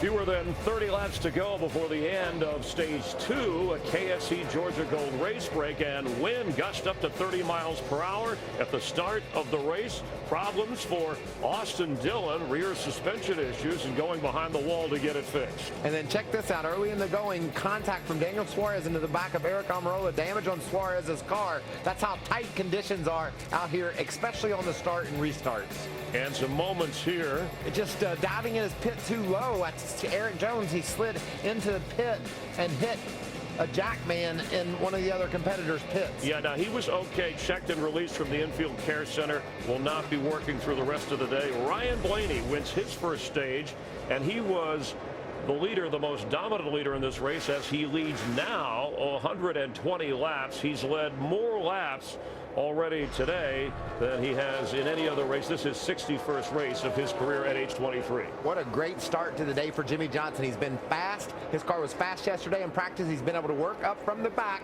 and now running in the second position. And while talking of 20-something drivers, Kyle Larson, now let's talk about how he had to overcome the early penalty. Yeah, he started in the back, got a penalty, and he's clearly one of the fastest cars in the track. He's up to the 5th position now, and without any more mistakes, I look for him to be a real contender at the end. Martin Truex Jr. as strong. He was challenging stage 1 with the end, and Blaney, as strong as he was last season on this type of track, how would you assess? Well, I assessed him to be a real contender early in the going, running up to the 2nd spot, but the car's gotten off. It just doesn't seem to want to go on the restarts. He struggles, and that puts him behind, and when you lose track position, Chris, the competition is so intense, it's impossible to get it back at times. Our pole sitter, Kevin Harvick, down to 7th, over 28 in his amazing career at Texas. It's one of the 4 tracks he's yet to win on. He was a choice, along with Keselowski, by a lot of people to win this race. Yeah, we didn't see speed out of him yesterday in practice, and we just assumed they would make adjustments and have a car today to contend for the win, but it just isn't there so far. And Chris Buescher, the only rookie to win last season, and that put him in the playoff. He's the only Texan in the field. Impressive after that pit incident. Yeah, he was fun to talk to down on the grid, too. You could tell he was really confident. He said, Chris, that yesterday's practice sessions were the best that team have had all year long. Very confident that this 37 car would be good today, and it indeed is. And Martin Truex Jr., we touched on, running 11th. The bigger news is, with Kyle Busch now up to 8th, where the Joe Gibbs Toyotas without a win yet this year, along with the Hendrick Chevrolets, but let's talk Toyota. Yeah, the 8th position that Kyle Busch runs in, that's the highest running Toyota. Denny Hamlin has struggled with a car that just won't handle. You can see the damage on the front of Suarez's car. He hasn't been good today. So that's a question as to where the performance went. Remember, just a year ago, the Toyotas won 5 of the next 6 races on the schedule. That tells you the strength of this type of track for that organization, and it just isn't there today. And the Ford started out with the top 5 spots today. Chevys have the next 5 after Ryan Blaney, who leads Dale Earnhardt Jr. in the 88 up to 6th. It's been a slow start for the 88 team this year, but the Chevys making their move as we are watching live NASCAR on Fox, and more in a moment. You'll see continuous action from Texas Motor Speedway. Before you open your eyes, at Smithfield, we're busy slow smoking. Before you sizzle, we hand select and hand trim. Before you were born, we gave birth to flavor, which you'll find in every bite of our naturally delicious hickory smoked bacon. Flavor hails from Smithfield. Every lap timed to 100th of a second. Every gallon measured down to the last drop. Every tire holding till its last tread. Each moment building with pressure. But no matter the precision put into a car or a race, the path to victory is through total chaos. Unbelievable. People know me as Dale Earnhardt Jr. race car driver, but I have many sides. In my office, they call me Boss Man. I scout the talent, close the deals, do it all with a firm handshake. Gentlemen, to others, I'm Water Cooler Dale. Have y'all seen the pictures of Janet's baby? Oh, yeah. So cute. It's so cute. Oh, man. Yes, the dimples. Unreal. For protecting your small business and more, Nationwide is on your side.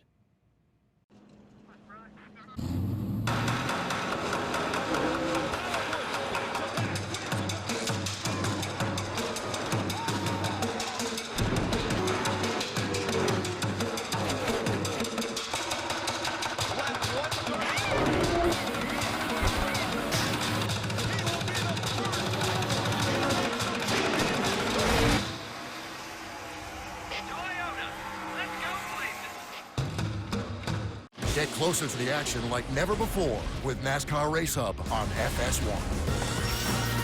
At the track, Looks like Superman won. In the shop, Catching up with Joey Logano. on the headsets, and behind the scenes. Every night, the place to be. All season long. Hear the story from the drivers who lived it. That's how tough the track was to drive. And get the ultimate setup from the legends of the sport. You can't script it. There's certain things out of your control. NASCAR Race Hub, weeknights at 6 Eastern on FS1. 15 laps to go in stage 2 at Texas, where Ryan Blaney is leading for the Wood brothers in the last 6 times when the number 21 has led 100 or more laps. 3 of those 6 races they've won. It'll be hard to beat today, I can tell you that. Jimmy Johnson in second, Jamie McMurray, Kyle Larson, Chase Elliott. Here is Kevin Harvick, the pole sitter, 8 seconds back of the leader. Larry? Yeah, what we're hearing on Kevin Harvick is now, earlier his car was tight, it wasn't turning, but now he's missing rear grip.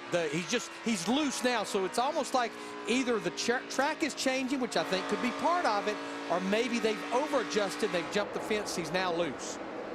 Larry, I think that's what happened. Jeff and I were talking about that. You complain about your car being a little too tight. First thing you know, you're too loose. Here's something you haven't seen all day long. Somebody passing Kyle Larson as Chase Elliott goes by for the 4th position. Yeah, there was a real good 4-car group. McMurray, Larson, Earnhardt, and Elliott. But Dale Jr. has lost touch with this group, and McMurray has moved ahead during the battling between Elliott and Larson for 4th place. Yeah, well, if the 42's got any tires left, I'd be surprised, because he had been driving the wheels off that thing to get up to the front. Another driver who dropped back from the start, Martin Truex, tried the outside to get the lead from Blaney, found himself out of the top 10. Matt, he's rebounded to 10th, but no further. Trying to compartmentalize that frustration, Mike. It took a while for Clayton Hughes, his spotter, to finally get a hold so the 78 could get to the bottom, but at that point, he'd lost 8 spots. And then the balance took a drastic turn. He lost 3 more. No idea what's going on. No grant. Well, now we're racing all cars with 4 tires, so we just got to make the most of it here. You know that, Cole, but chatter loose now for some reason. That 4 is getting track bar back down. Hopefully settle in here. Even out. Martin dominated this race last year. They had pit strategy late in the race, ended up not going to victory lane. Jamie, how about his teammate? Yeah, he's really dropped. The last time we talked about him, he was top 5 after that pit stop, and he just wanted more stability. But remember, he had that nose damage at the beginning of the race, and it really has hurt him on the long run. He's dropped all the way back to 24th. I do like Cole Pearn, though, and what he was telling Martin Truex there. You know, adjust your track bar. You know, we're going to settle in here and let's run some laps and we'll fix it up for you when we pit next time. That's a crew chief selling something to the driver. You know, and I wonder, going back to something Larry McReynolds said, is this track changing? I mean, we saw Kyle Larson has shown a ton of speed, and now he fell back behind the 24 of Chase Elliott. We're seeing Truex talk about different things. We heard Harvick say, hey, I'm now loose. Is this racetrack changing? And what about Kyle Larson, Vince? Yeah, I think it's definitely changing, guys, because Larson has always been a little bit free, but that has swung to flat out loose now, saying it's way too loose in 1 and 2 and also in 3 and 4. So they're looking forward to the end of this stage and getting fixed up in a little more security. Yeah, when I got a car that's on its edge, the track can change a little bit and make my car feel better or worse. But I look at the 21, the 48, the 1, those guys running up near the front, it doesn't seem to be changing for them. Well, it's an 80-degree day. The sun has been beating down on this asphalt as these cars keep running on it. And we're now, well, within 10 laps of the end of stage 2, 8 to go. You know, this is a product, too, of a newly paved racetrack. There's a lot of grip out there. Goodyear has to build a tire that can handle that friction, all that heat temperature, and be durable. And what that does is that creates that razor's edge we talk about. The grip can be really, really good, and then, boom, you just step right over it before you know it. And that also can happen as we see a caution on the track. Debris in turn 1 puts us under the 6th caution flag of the day at lap 164. Now, NASCAR's policy is to get this race back to green if they can before the end of the stage. Well, now what do you do? That's what I was thinking. It couldn't have come at a worse time. big chance to shake up the field here. There it is. Is that, I don't know if that's Bondo tape or is that? I think some of our buddies over in the infield lost one of their trash bags. That was full of beer earlier. Oh, this might be coming off the 23. He had some damage to the right front. Yeah, boy, a lot of stuff coming off the right side. A temporary repair to Greg Galding's car from the first dust up of the day back at lap 10 became very temporary. Okay, well, the beer bag's not empty yet. No, that was not a beer bag. Come on, National Beer Day was Friday. That was Friday, right? Now this, Larry, what's this going to do to our pit strategy? Because we've got 5-6 laps to go before the end of the stage. This could really flip the strategy. Yeah, there's no question. But what I'm doing, if I'm maybe like Chris Buescher and on back, I'm coming now. I'm going to get my tires. I'm going to fill it up with fuel, and then I'm not going to pit when we have the end of stage 2. I think we're going to see some of the guys at the front go ahead and roll the dice here, because remember, stage points for whoever can win this stage and whoever can finish in the top 10. Yeah, we're about to find out just how important this stage win is to Ryan Blaney. Is he coming? He is not coming. Wow. Yeah. You know what I say? You know, stage points are great, but winners' trophies are greater. Well, this did exactly what we anticipated. It's going to split this field up. Vince? The 88 of Dale Earnhardt Jr. has had a solid run from deep into the field today, but right now he says it's just a little too edgy. Boy, I wish I had $1 for every time I've heard that today. Too edgy on the right rear all the way through the turn, so they're going to make a chassis adjustment, try to give him a little bit more security. Same for Kevin Harvick. Harvick says just no grip. We've lost the grip in the car. He's the first one off pit road. Michael McDowell gets the free pass on this caution. A lot of different strategies employed here as we get to the end of stage 2. One of the drivers who did not pit, Jimmie Johnson. Before our season started back in Daytona, I sat down with Jimmy and asked him about his thoughts on stage racing. For me, looking at the stages, I don't think there's anything about it that helps me or benefits me or the 48 team.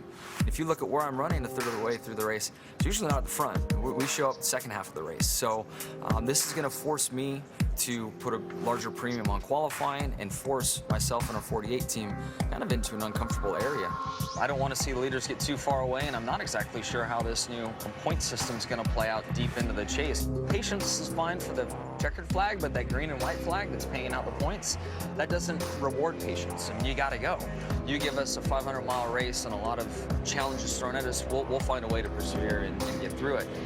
We're not rewarded for that now. Without a doubt, the first segment, there's no chance we're going to get there. But maybe the second segment, we can get up there and score some points. And then big picture for me today is that end result of the black and white checkered flag. What we're facing right now is a 3-lap race because they're going to wave the green next time by with 3 to go in stage 2. Did you tape that yesterday? But part of that was Jamie Little. I'll tell you what that reminded me of is a soundbite for me when they came up with the chase format. Exactly, yeah. But I love that because it was exactly what he said was going to happen. And it did. They're big picture racers. You know, it's what happens at lap 334 that they've always concentrated on. So this is different. Now Johnson is in second place and Ryan Blaney has elected the inside lane for this restart. It'll be 3 laps to race to the end of stage 2, and the first 7 cars did not pit. Here's Jimmie Johnson's crew chief, Chad Knaus. Just a handful of laps for the stage end. You can do this. Let's get a stage win. Okay.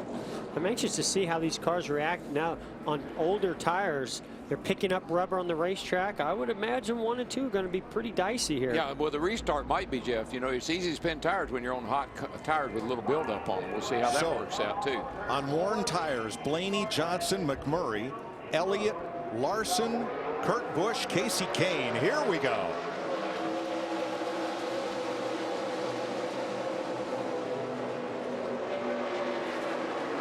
Really interesting right there. Jimmie Johnson could have gotten in behind the 21 of Blaney. He chose to try to get to the outside of him. I just think, Jeff, that's just how good that 21 is. Off of turn 10, 2 and down the back. Just a little bit better than everybody else.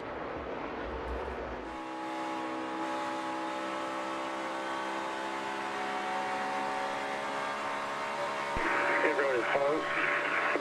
2 to go. Third place is the battle.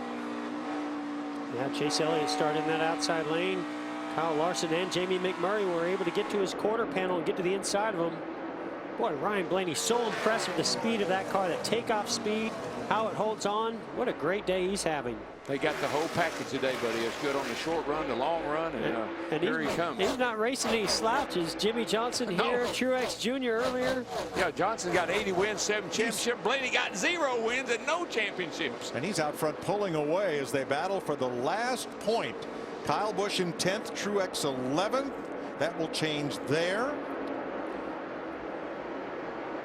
Truex may get another one right here, getting to the inside of the 88, Dale Earnhardt Jr. Got Jr. up the hill, but that second groove and the third and fourth turn is starting to look pretty racy. Ryan Blaney wins the stage as they end up single file, and Truex gets the last point, finishing 10th as stage 2 is over. Seen this act. Can Ryan Blaney complete the Sunday sweep? He's the winner of stage 1 and 2.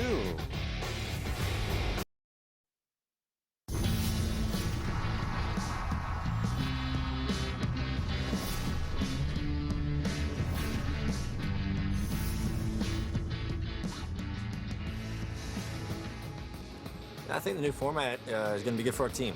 To be honest with you, I feel like towards the end of the year, we really started qualifying up front. I feel like it's going to suit our team. If we can just go and run up there every single week, we have nothing to worry about. Today, mission accomplished for young Ryan Blaney. Remember I told you about the Wood brothers and in the races where they've led more than 100 laps. The last 6, they've won 3 of those. The last time that happened was 12 years before Ryan Blaney was born. But what a resurgence and what a great day. I was there. For the 21 today. I was there at those races. Jimmy Johnson second, McMurray, Larson, Elliott. The top 5. Truex got the last stage point. And look for Kevin Harvick to come out of this with the lead because he pitted at that last caution. So I doubt whether he'll come down, or if he does, he might only take 2 or gas only. Here he goes to the outside. Jamie. And Jamie McMurray talking about how the track is definitely freeing up, and the longer they run, the better his car is. Pretty happy with it overall. Another drink there. Meanwhile, in the 4 box, Chase Elliott in the 24. He's happy with his balance. Don't mess with it was his call. A 4-tire stop. Johnson felt like the 21 of Blaney played games a little bit on that restart, which got him the edge. They've already made the chassis adjustment on the 48. Vince. The 21 of Ryan Blaney, they know the car is going to change once they get back in traffic, so they didn't make any adjustments, just 4 tires. Kyle Larson took 4 tires too, needs to be secured up a little too loose for the 42. So there's the Sunoco race off pit road. Kyle Larson has picked up 2 spots on pit road. 8 cars stopped under this caution, including the 7 that did not stop on the last one. Sounds like he's talking on the radio right now, so we'll get to him when he stops talking. Hey, Kyle Larson, this is Jeff up in the Fox Sports booth. You got me? Yeah, I got you. Well, man, you passed more cars than anybody today. You got a really fast race car. Now you're going to have to pass some more cars with that pit strategy move by others pitting on that last caution. How's the track changing? How's it going? What do you think? I thought I had a lot of grip there to start, and still does, but it's definitely starting to lose grip. My entry to 3 is starting to get a little bit loose. My landing in 1 and 2, it seems like everybody's kind of struggling with that, getting loose. So still narrow, but fun when you have a good car. If you can exit low and get underneath them and get position. So having fun so far. Credit One Bank Chevy, and hopefully what I've learned from passing everybody so far today can help us here again. Well, now we move into stage 3 where we got a much longer run here. So what do you think? You got what it takes to be good up there on the outside and make these passes and get back to the front and win this race? Nobody's really gotten the outside to work, but exiting low off of 2, that's about the only place to pass so far. So our car's been good exiting low, so keep it going and inch our way back forward, and maybe beat the 21 to the front here and When it all shakes out, maybe we'll be the leader later in the race. All right, well, we look forward to that young battle between the two of you guys. Good luck. Thank you. So Kevin Harvick will be the leader when we go back to green over Brad Keselowski, Dale Earnhardt Jr., Martin Truex, and Kyle Busch.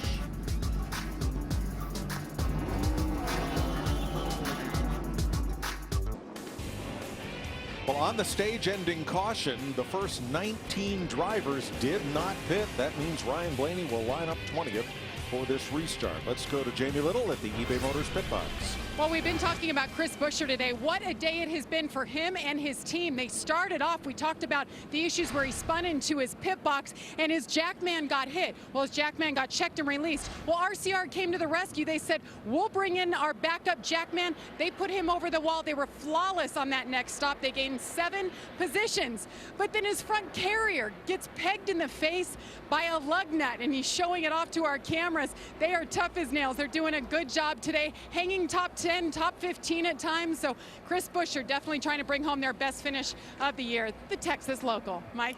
Buescher will restart 9th, Jamie, as we get ready to begin stage number 3 and take this race to conclusion. Harvick and Keselowski up on the front row as they approach the Geico restart zone.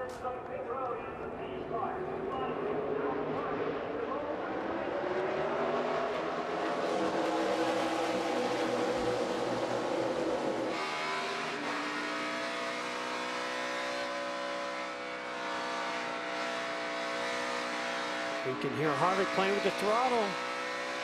Here comes Junior. Junior on the inside, 27 in the wall. 27 got pushed up the hill, got a bump from behind. I'm not sure he hit the wall or not. Junior to second.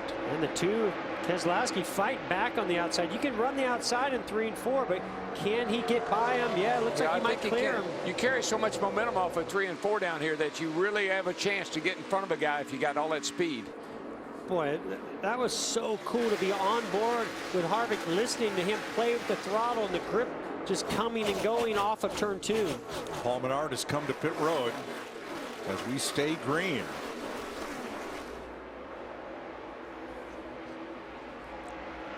Let's go back and have a look at this restart. All these cars were on pit road back at lap 164, 6 laps before the stage end. So they cycle to the front of the field. See Truex giving a big push to the 4, Kevin Harvick, to get him out front. Harvick's going to dive down in front of the, well, tries to get down. You can see he gets really loose right there. Truex is just, every time there's a restart, he just can't get to the bottom. But this time he was able to fall into 4th place, so a little bit better for him. And let's show you what happened to bring Paul Menard to pit road, where they continue to work on the right side of his Chevrolet. He gets a shot here from someone, the 47 Allmendinger. Yeah, I think another guy that was in the middle of that was that 21 car, and I know he had to hold his breath for a second. I thought he got in the wall, but he didn't get in the wall. Did he have maybe a tire problem? No, he's having a long stop here on the pit road. Yeah, the hood's up on Menard's car. J.J. Yeley to pit road. Woo-hoo. Man, they're getting tight, getting into 3. Woohoo! Oh, a car trying to get down into the pits. That's what caused all that. That's the 37 car of Buescher.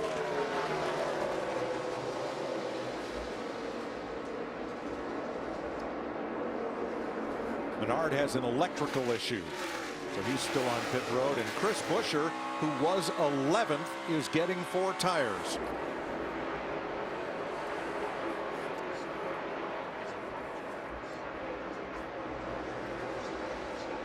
Eric Jones, Michael McDowell among those battling. Right here's Blaney. Now, since that restart, he's really fallen back. Larson, Johnson, Chase Elliott, a lot of guys got by him on that restart. But actually, he has worked his way back to right where he restarted now, Jeff, 20th position. And Joey Logano, who cycled to 7th place on the restart, is now in the top 5. Yeah, he and Keselowski both. I mean, seemed like they were struggling a little. Jeff and I talked about we were surprised they weren't running better, but now you got Keselowski running 2nd and Logano running 5th, both cars in the top 5. And Paul Menard's car is being pushed to the garage. He's out of the race. He'll join Jeffrey Earnhardt and Timmy Hill. Eric Almirola there in the 43 car. He's running in nice spot, doing a nice job with his hurt wrist. What do they say? No pain, no gain? He's gaining on it today, brother. It's funny how a race car works. You get in a car that's your happy place. That's where you're the most comfortable. And I've had all kind of injuries, but when I was in my car, in my seat, strapped in, that's when I was the happiest.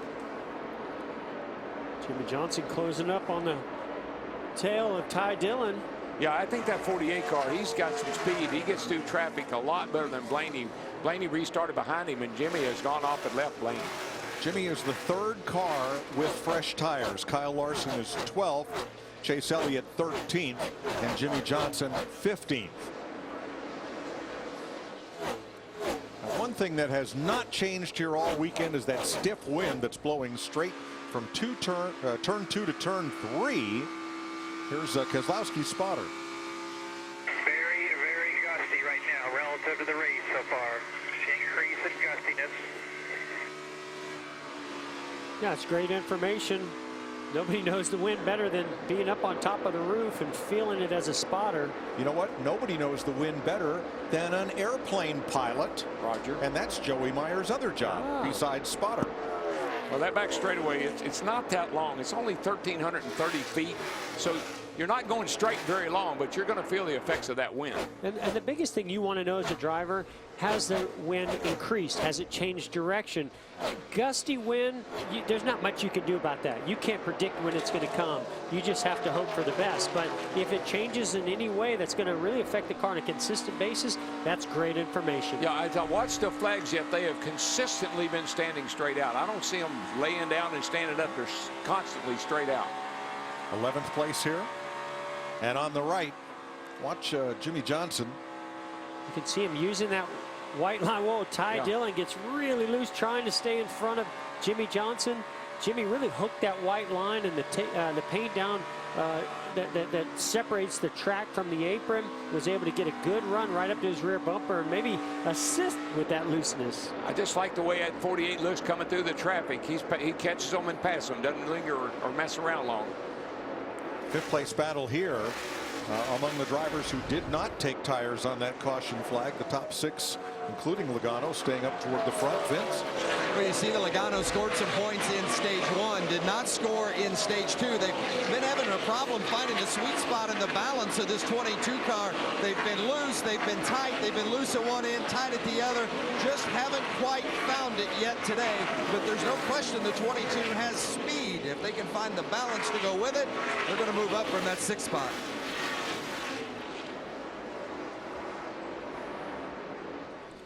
.144 laps to go. Harvick, Keselowski running 1-2. Both have been runners up here, but neither have yet won in Texas. 139 laps to go. Kevin Harvick, Brad Keselowski keeping close tabs on one another at the front.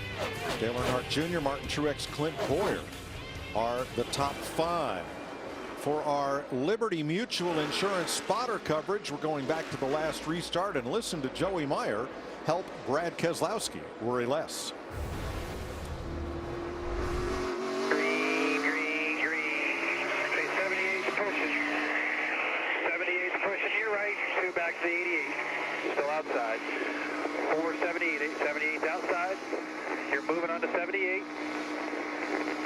Clear high if you need it. Easy here. Clear high, clear high, clear high. Get up. Inside, inside. Lined up on the bottom.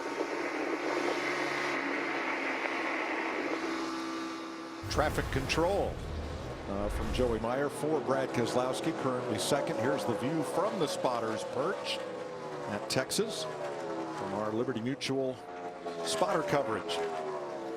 Tell you one thing, that 2 car is gaining on that 4 car in a hurry. He's caught up to the back of the 4 Keselowski has over the last several laps, putting a little pressure on the old 4 car of Kevin Harvick. And Jamie, what are they saying about the old 2 car today? Well, in the last run, as you guys noted, he was falling back. He said he was loose into the corner, loose on exit on both ends of the racetrack. He said it was just too much to deal with. So he was working that brake bias, the track bar adjuster. But on the last stop, they made a wedge adjustment. Took a nice swing at it, put 4 tires on it, made an air pressure adjustment, and that all made a big difference. Oh, yeah, they got him tuned up now. He's going to be fighting for the lead here pretty soon. So Harvick and Keselowski 1-2. Working past Matt DiBenedetto there. They have 2.5 seconds on Dale Earnhardt Jr. So you got a little trash on the grill. Maybe just a small piece. Should be That may be why he's so fast right Yeah, now. he's got a lot of front downforce. Yeah. Now, Ryan Blaney dominated this race, but at the end of stage 2 is when they chose to pit. They were the first car out with fresh tires, restarted 20th, and Vince, he has climbed to 15th. Yeah, Mike, and they knew that the handle of this car was going to be different for sure back in the pack. And they talked about whether or not on that last pit stop they should make some chassis adjustments for it. Ryan said, I'm a little bit tight, but Jeremy Bullins, the crew chief, didn't want to free him up anymore because he thought it would be freer in traffic, so they left it where it is. And so far, no significant complaints for Blaney as he tries to make his way through the traffic. And by the way, you know, you talked about the last time that the 21, the Wood Brothers 21, led 100-plus laps in a race back in 1982 in Rockingham. Neil Bonnet in the car that day, Ryan Blaney in it today, and I'm sure making every Wood Brothers fan proud with their performance. Absolutely. Mike, I watch lap times a lot, and right now, Blaney is quicker than our leaders, but he's about a half lap behind our leaders as well. Now, DW, you were teammates with Neil Bonnet at one time. Does Ryan Blaney remind you at all about Neil Bonnet? He drives a lot like Neil did. Neil was the most unselfish person I ever met in my life. He was a great teammate and a great friend. Looks like Clint Boyer could be headed for a second straight top 5. He started third. His qualifying time was identical to Ryan Blaney's, but that tie was resolved by point standings. So he started the race in third. Jeff, you know, brother Michael, he won the All-Star race driving that 21 car for the Wood Brothers. That was one of, probably if I have any regrets, and I have a few, one of them was I never got to work with Leonard Wood and the Wood Brothers, because that was just an incredible bunch of people. That would be cool.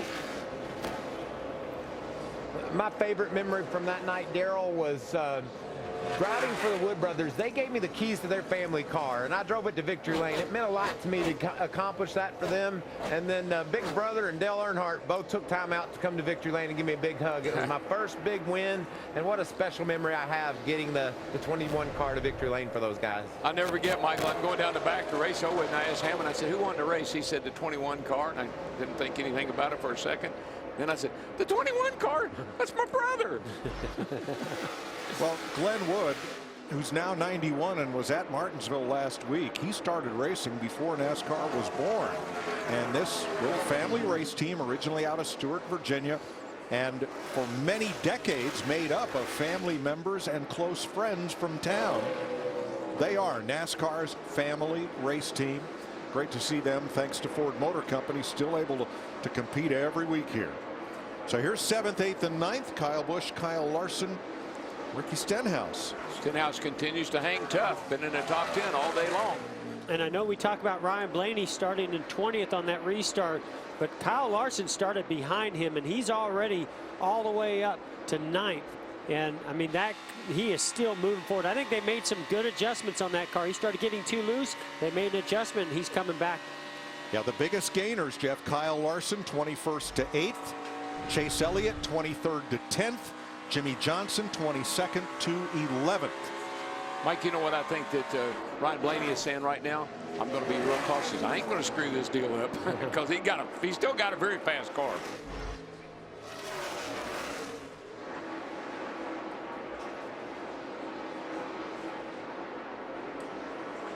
So, Larry, that group of cars, I believe 19 of them, that stopped prior to the end of stage 2, approximately 6 laps sooner. What's ahead for them? Yeah, Mike, all of the drivers up there, including Kevin Harvick, Brad Keselowski, they're going to have to start making green flag pit stops around lap 220 to 225. Now, those 7 drivers that pitted this last caution, they can go somewhere around 230 to 235. But we're sitting right now on the fact of whatever happens, it's a 2-stop race to get to the end of this thing. So that's about 12 to 15 laps from now. We'll start seeing some of those leaders to pit road. 126 laps to go. Kevin Harvick, Brad Keselowski out front. You heard the story a bit ago of Michael Waltrip's all-star win. There it is, 1996 for the Wood Brothers.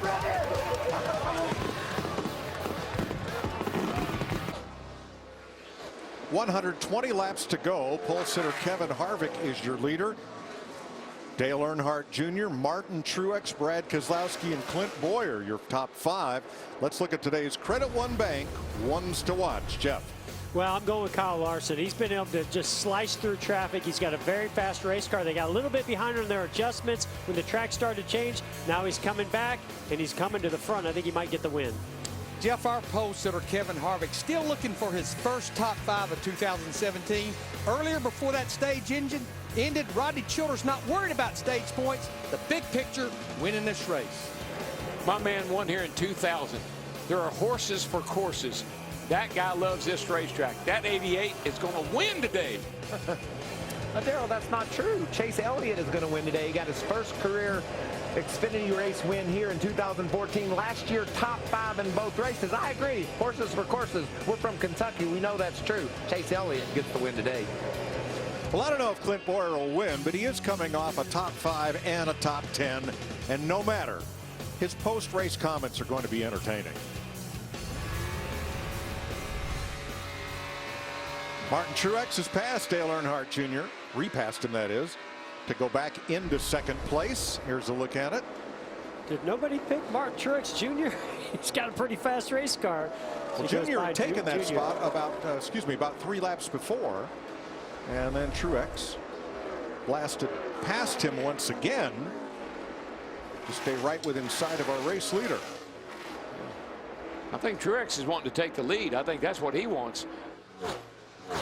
And I think these cars are going to soon be coming up on pit stops. Our first 6 cars have not been to pit road since lap 165, along with Kyle Busch, Daniel Suarez, Trevor Bayne, and Ty Dillon. Vince?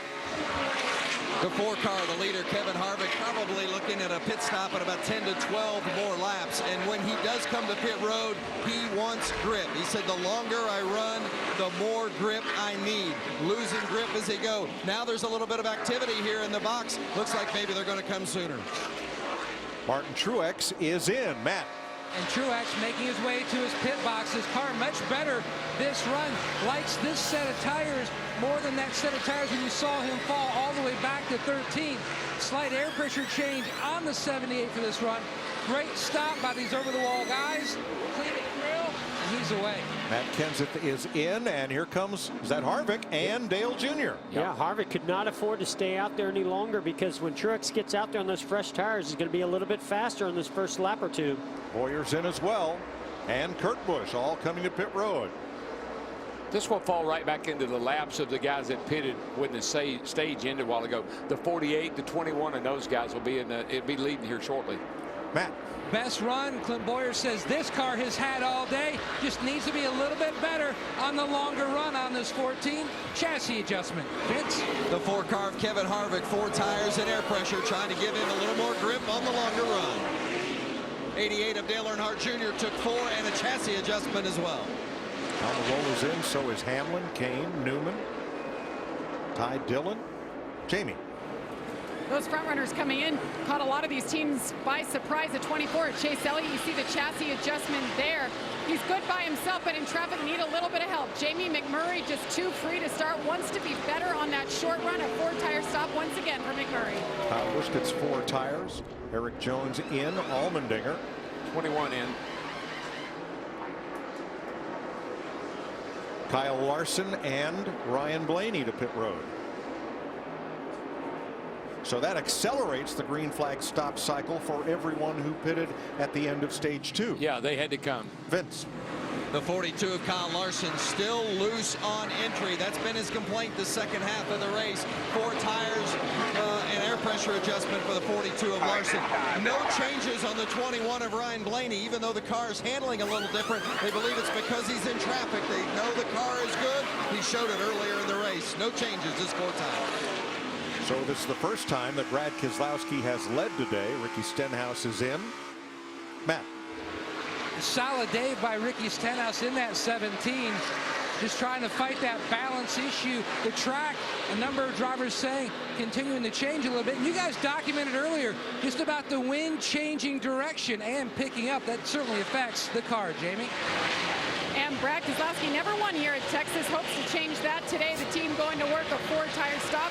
Clear the windshield there. Said he needs a little bit more turn, and the exit needs to be better. The handling was going away for Brad Keselowski. Joey Logano picks up the lead.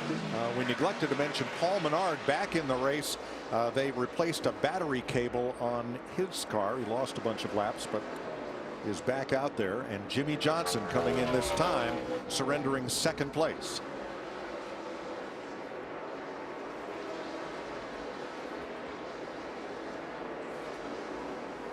First time Logano has led today. That.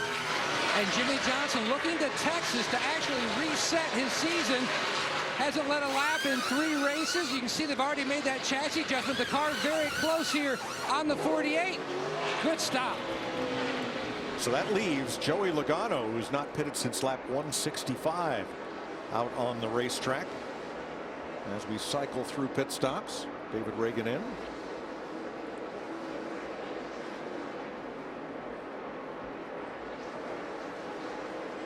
Now before pit stops, Kevin Harvick had a slight lead, a couple of tenths of a second, over Martin Truex.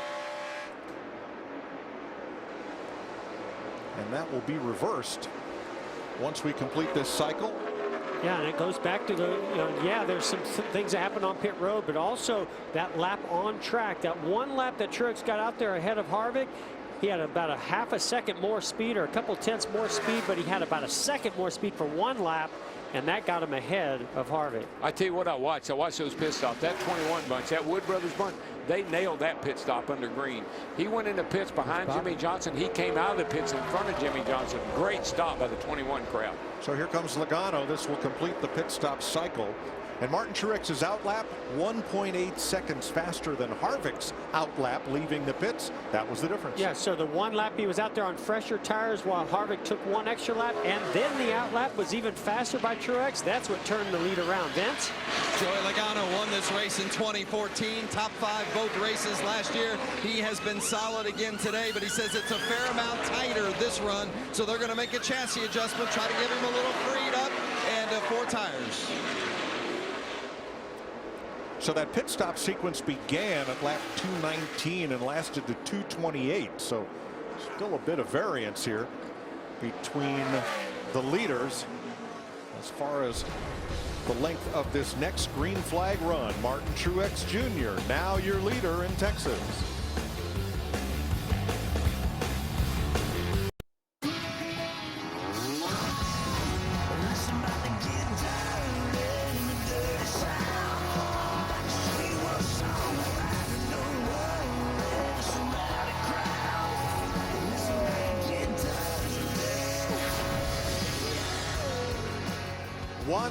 Laps to go. Martin Truex Jr. is the leader, and those flags look like they're about to pull the big screen right off the backstretch because the wind has picked up to the strongest. It's been steady all weekend, but now it has never blown this hard for this long. I know one thing, it blew that 78 right into the lead. Yes, I can tell you that. And you know the thing about the 78, I've been watching the 48 as well. Those are the 2 fastest cars. 48 after that last stop, he chased down Blaney, went by him. He just went by Chase Elliott. The 48 is fast, but he's got a long way to go to get to that 78.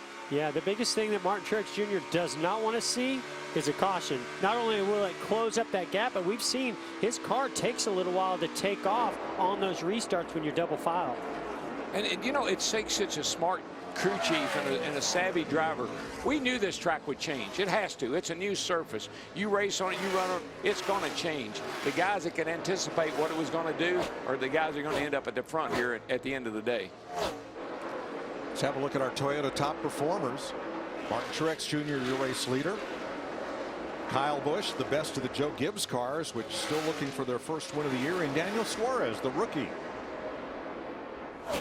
Third Toyota in line, and then Matt Kenseth. They're all on the lead lap. Denny Hamlin hanging on to the tail end of the lead lap now. Which is surprising because Hamlin's had his hands full with that car all day long. And Blaney, after the green flag pit stops, put everybody pretty much back on the same schedule.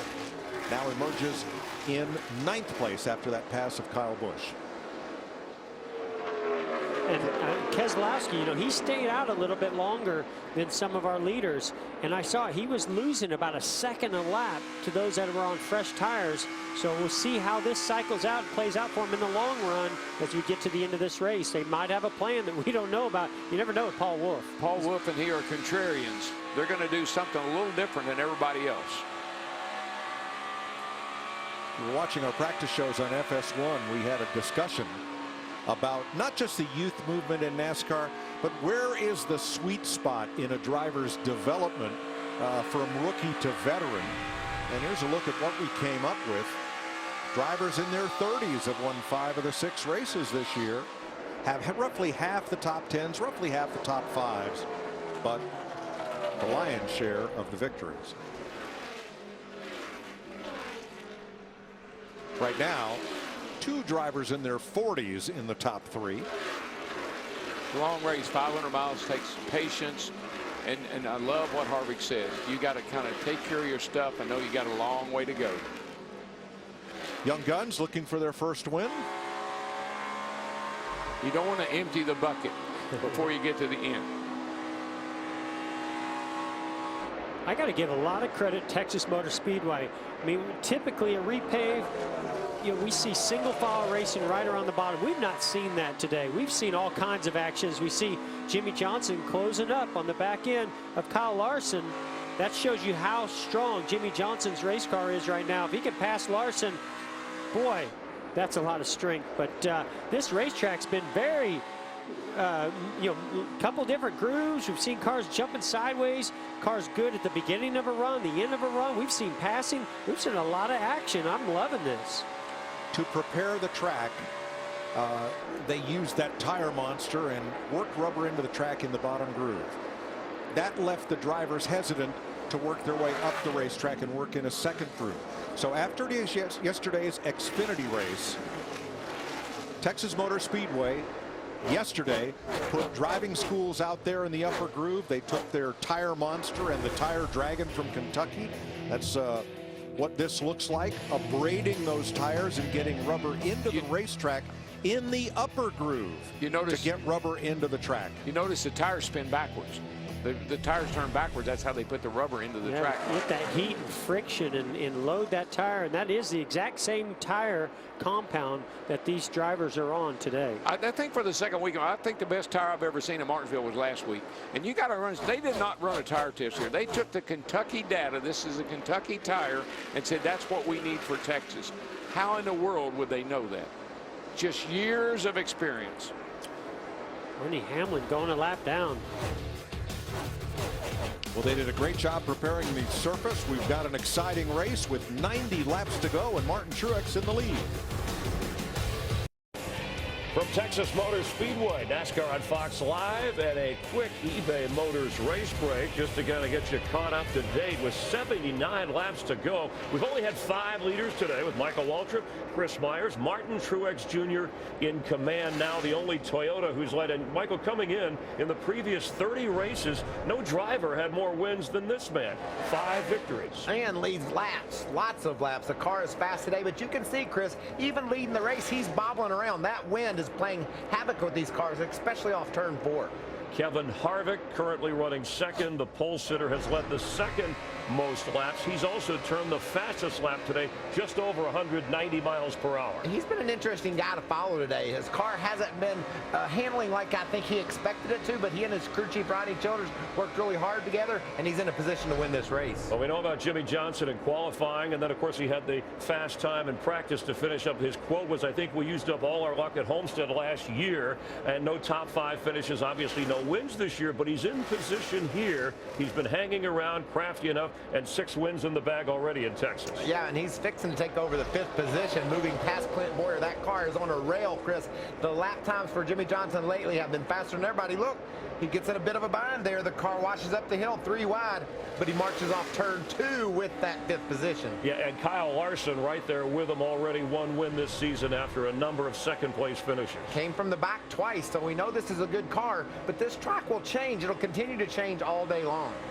Dale Earnhardt Jr. with no top 10s, not just this year, but going back to the last 16 races, in position running third in the 88 for Hendrick Chevrolet. Yeah, and what a strong performance it's been for Junior. We talked to him before the race. He seemed confident about his car, thought he had something he could race him with, running in the third position, running lap times that are matching second place Kevin Harvick. So good run for Dale Jr. Yeah, the only driver we talk about stage racing who has driven for the cycle this year, winning the first 2 stages and the race, is Martin Truex Jr. But you've added a new element, and of course, if Ryan Blaney could rally after winning the first 2 stages, he could get the trifecta by winning this race. He has to make up some ground, though. Yeah, he does. And think about this, Chris. He was dominant early. He got caught back in traffic. He's still got a very strong car. You can see him racing inside the top 10. That's Chase Elliott and Clint Boyer just ahead of him. So he could still win this race.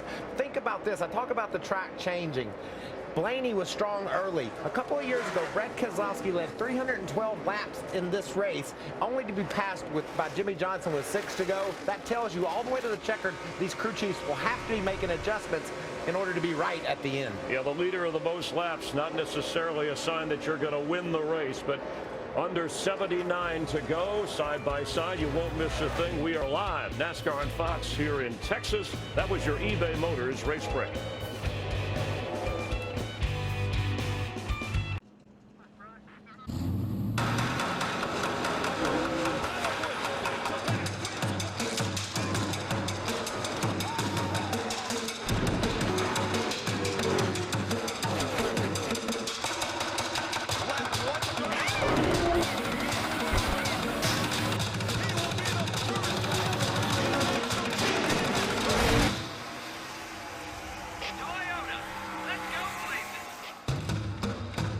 At AutoZone, we test batteries, starters, and alternators for free. I got a bad battery or alternator. I'm not really sure. Hey. Well, luckily we test all that for free. Do you need an extra helper? This one's free, right here. Let's get you what you need. Get in the zone, AutoZone. Getting food to hungry older Americans cannot stop, and it won't. Hey, these are our parents and our grandparents out there. Let's start talking about how we can really get to the root of the problem. Hey, we hear you. Fighting hunger doesn't stop here. I'm working with AARP Foundation's Drive to End Hunger team to change the national conversation around hunger, bring experts together, and make programs better than ever. If you don't think we're in this together, when you think AARP, then you don't know ARP. Learn more at aarp.org/possibilities. Saturdays were made for baseball. And nothing beats a doubleheader on FS1. With the crack of the bat, the American League champions are back. This guy's been unbelievable. The heat is on when the Cleveland Indians host the Detroit Tigers. That ball is gone. Home run! Followed by Padres versus the Braves. What a catch! Coverage begins Saturday at 3 Eastern on FS1. Got kids 12 and under? Come to any NASCAR Xfinity Series or NASCAR Camping World Truck Series race, and any kid under 12 gets in free. Get your tickets today. Next weekend, NASCAR is off, but it's an action-packed MLS Soccer Sunday. Sporting Kansas City takes on Western Conference rival Colorado Rapids at 7 Eastern, MLS Soccer Sunday. Oh, that's tonight on FS1. Yeah, this is Sunday. I'm looking ahead to Easter. I'm sorry. Next weekend, no NASCAR, but Soccer Sunday tonight. You know what else today is? It's my sister's birthday. Happy birthday, Carolyn Jean Waltrip. I finally remembered to do it. Martin Truex Jr. out in front of Kevin Harvick by 2.8 seconds. You know, the last 2 times that Harvick finished second, that car was the winner, the 78. He just, these mile and a halves, I mean, it is right in he and Cole Pern's wheelhouse. They have got these things figured out, man. I think they can repave them, put them on dirt, and they just have they just got a combination that works. A couple of our young guns running 7th and 8th there. Blaney lost, some ground. I know he's making up spots, but he lost ground to some others that, came out of the pits behind him. But he's starting to gain back on those. Yeah, I watched him against the 48. That's who he was really racing kind of close to. The 48 has definitely gotten away from Blaney in the 21. He's chipping away at it, Vince. And Ryan said just a moment ago to his crew chief, Jeremy Bullins, he told him, he said, it took too long to come in, but it is finally coming around, and it's good. So, as you guys noted, he lost some spots, but now it's coming to him, and he's tracking down that 24 in front of him with Chase Elliott. So he's had a good long run car. Part of the difference on this cycle is he pitted 3 laps after Martin Truex, who pitted at the very start of the cycle. Blaney goes to 7th. Larry, the cars that pitted very early in the cycle are now running 1, 2, 3. Makes us wonder about short pitting and when we might see them next in under green.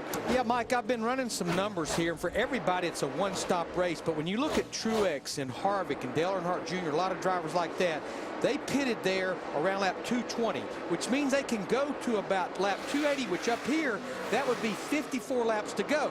But I think once the window opens, which is going to be somewhere around 272 to 274, that's when it opens. That's when I think we'll start to see some of the leaders hit pit road to get advantage of those fresh tires. So that's 8 to 10 laps from now. Here's when the leaders were last on pit road. Over about a 9-lap sequence. So somewhere, Larry, the window opens up here in about the next 10, 12 laps. And then it's going to be interesting to see who comes and who waits. Well, I think they learned from last time that you can't wait long. You just give up too much ground. Jamie? Well, the two of Brad Keselowski, I'm watching his pit crew. They're rolling tires, getting helmets on, getting ready for anything. And you never know what to expect with the 2 team. And Brad right now, too, saying this is the worst the car has driven all day long. Feels like there's too much air in those tires. Actually, he said he feels like there's 1,000 pounds in the right front. So he definitely wants to pit and make some changes.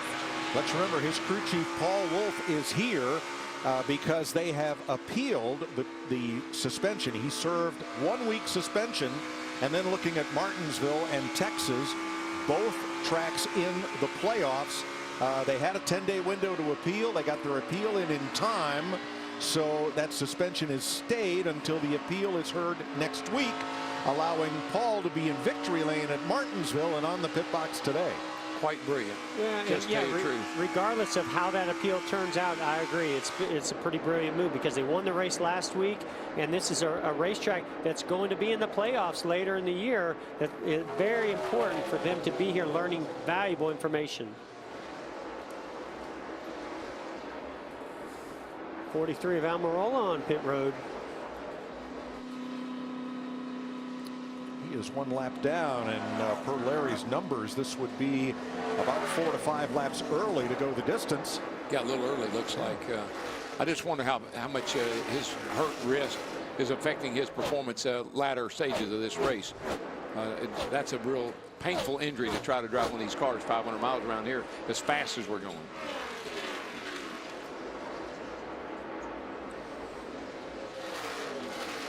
Four tires for Almirola and back out with 65 laps to go. You know, we talk a lot about these young drivers and how the sport is changing and how racers are getting started in the sport at a younger and younger age all the time.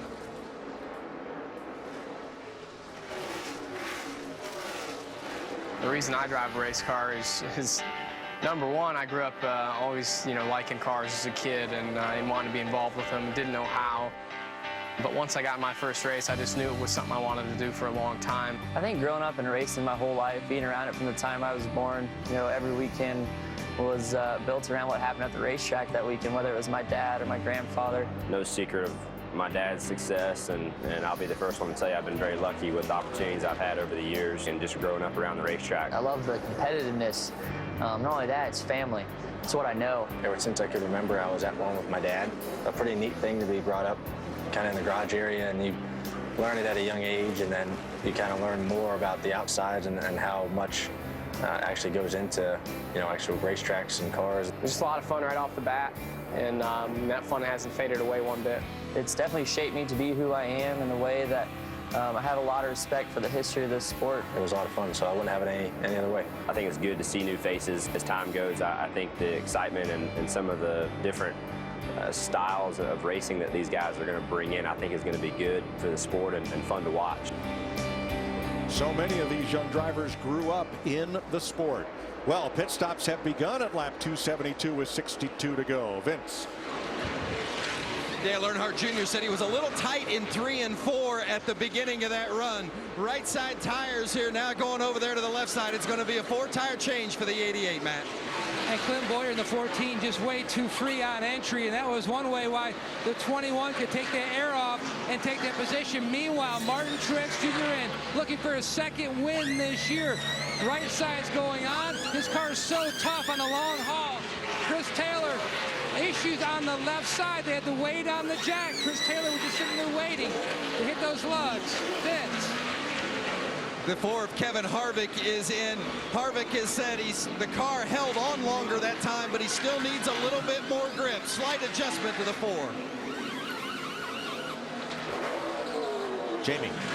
And Brad Keselowski, as I reported, he said that was the worst the car had driven. They will make a chassis adjustment. They already made an air pressure adjustment all the way around, and it'll be a 4-tire stop for Keselowski. And Jimmy Johnson already on the left side of the car said his car just a little bit on the free side, Vince. The 42 of Kyle Larson says he thinks the track is heating up because the car just keeps getting looser and looser as they go. Try to give him a little bit more security on those adjustments. Well, that cyclist Joey Logano back to the lead. Remember, Logano was 9 laps after Martin Truex, coming to pit road on the last green flag cycle. Mike, the surface of the track, I mean, it looks almost slick. It's so smooth. There's so much grip out there in the track. I think that's why we're hearing drivers complain about tire buildup, cars changing a little bit. This track has definitely gone through some sort of transition that these guys were not anticipating. And you can see how much rubber's been laid down on the racetrack. That'll affect the grip and how this track will change as well. Martin Truex crew had trouble on the left rear and a stop that it was in excess of 15 seconds. Truex had a 3.2 lead over Harvick prior to stops and comes out behind him. Denny Hamlin driving through too many pit boxes on exit. Hamlin just had a terrible day. His car is not anywhere near where he needs it to be, and then have that happen. That's even insult to injury. So Logano tied Dillon, and Danica Patrick have not yet made stops under this cycle. Not exactly sure what there is to gain with the 22 being out front, because he's just losing valuable time. Even if the caution comes out, he'll come in and others will probably stay out because they can go all the way to the end. Larry, what do you think about that strategy? Oh, got some action here with Keselowski and the 42 of Larson as they go by the 22 of Logano. Yeah, no question, Joey Logano on that 22. You can just see the ground he's losing right there. But Todd Gordon, his crew chief, he's playing the card of trying to get a caution and trap some cars down, because if he goes the same distance he did earlier, he can go to about... Oh, Blaney got into the... Did he get into the back didn't, there? but he got boxed. No, the 2 got to the outside of him and sucked the back end around. He almost came around. Great save, but he's going to lose a lot of time and some positions. He just got boxed behind that slower car, and he had to get on the brake, and the car got loose. Try to move up here, but the 2's going to get to the outside of him. When he does, well, the 83 checks up a little bit. He had to check up. Great save. That could have been a big wreck. It was so close to working for him. He almost was able to shoot the gap, but it closed, and he wasn't able to make it. Oh, yeah. Oh, man. I think he may just gave 83 a little body shot. Yeah, I think he wanted to let Corey LaJoie just now. Well, he had the lane on the outside, but LaJoie slipped up in front of him. It's bad when a young guy complains about another young guy. Tell that young guy to get out of my way. And then watch Blaney not happy with Corey LaJoie. Bam. It was a little body slam. That's a chance I'm not sure I'd be willing to take when I had a car that possibly could win this race. I wouldn't want to get it all banged up. That's the adrenaline and the frustration that happens. You feel like that move may have just cost you the win. Rein it in, son. Rein it in. I'm sorry, Larry, I interrupted you. No, I mean, that was worth interrupting. But yeah, Joey Logano can run about 9 more laps till about 44 to go if they stay on this plan. Well, Jimmy Johnson just went past his teammate like Dale Jr. was stopped right there. It's showtime. And remember in his interview, he said, you know, he may not talk about it at the first stage, he may not talk about it at the second stage. We're 500 milers. That thing will come to us. Watch us at the end. Watch him pretty close, I might say. This thing is anything but over.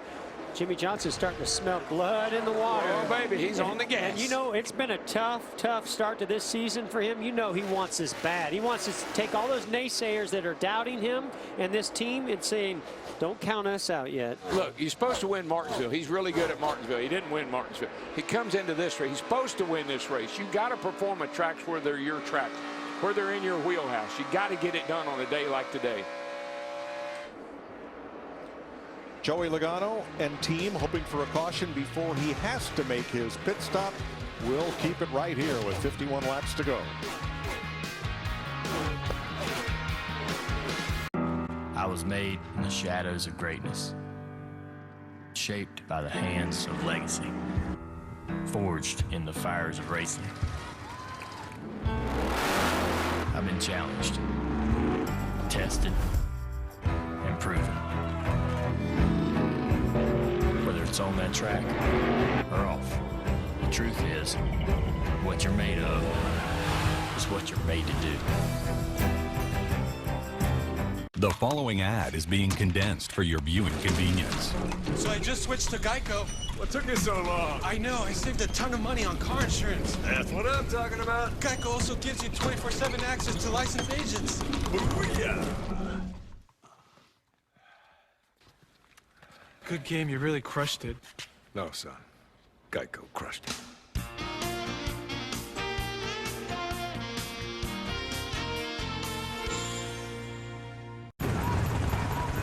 Get your choppers.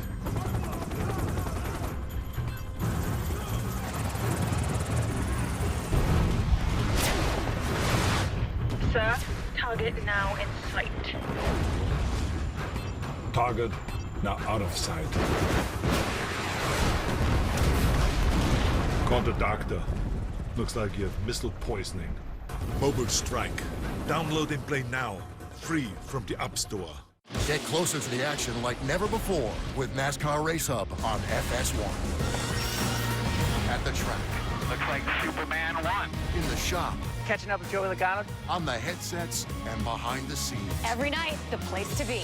All season long. Hear the story from the drivers who lived it. That's how tough the track was to drive. And get the ultimate setup from the legends of the sport. You can't script it. There's certain things out of your control.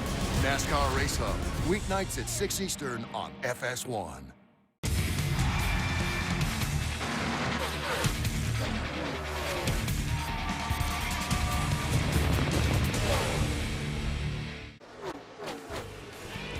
.47 laps to go. Joey Logano still leading. Aerial coverage from Goodyear. Everything they learn making tires for the grueling demands of NASCAR inspires what rolls into yours. Goodyear, official tire of NASCAR. Joey Logano was last on pit road 60 laps ago. Larry, how far can he go? Well, again, I think we're going to see him on pit road in the next couple of laps. But, Mike, when I look at the trends of the race, I want to be a little careful with that because this is a new surface. But when I look at the last 10 spring races here, we've had a caution with 53 laps to go on the average, which we've already crossed that mark. But 4 times in those 10 in the last 25 laps, and twice we've been to overtime. Ah, we're hearing Logano is coming this time. Yeah, he's. I see him slowing down. He's getting ready to bring her on pit road. Yep, there he comes. This will complete the cycle of pit stops. And this time he is 16 laps after the rest of the drivers on the lead lap. And it is on for the lead between Kevin Harvick and Jimmy Johnson. Look at the speed Jimmy's able to carry through the center of the corner. That 48, they tuned her up that last time in. They put 4 perfectly matched tires on her that time. And she's going somewhere now.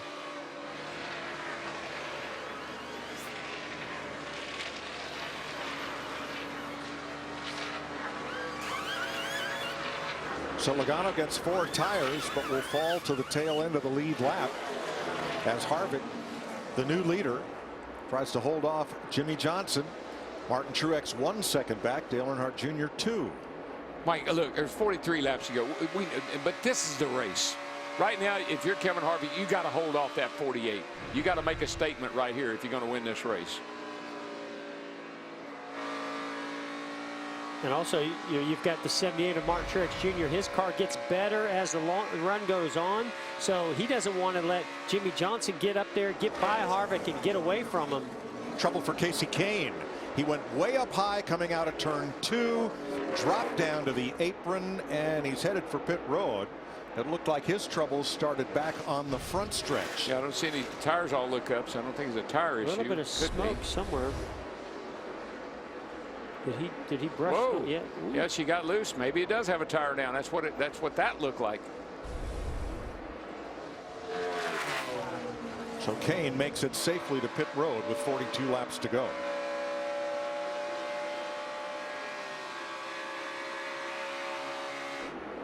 Now Jimmy's been able to catch Kevin Harvick here, but can he get by him? He's certainly a lot faster.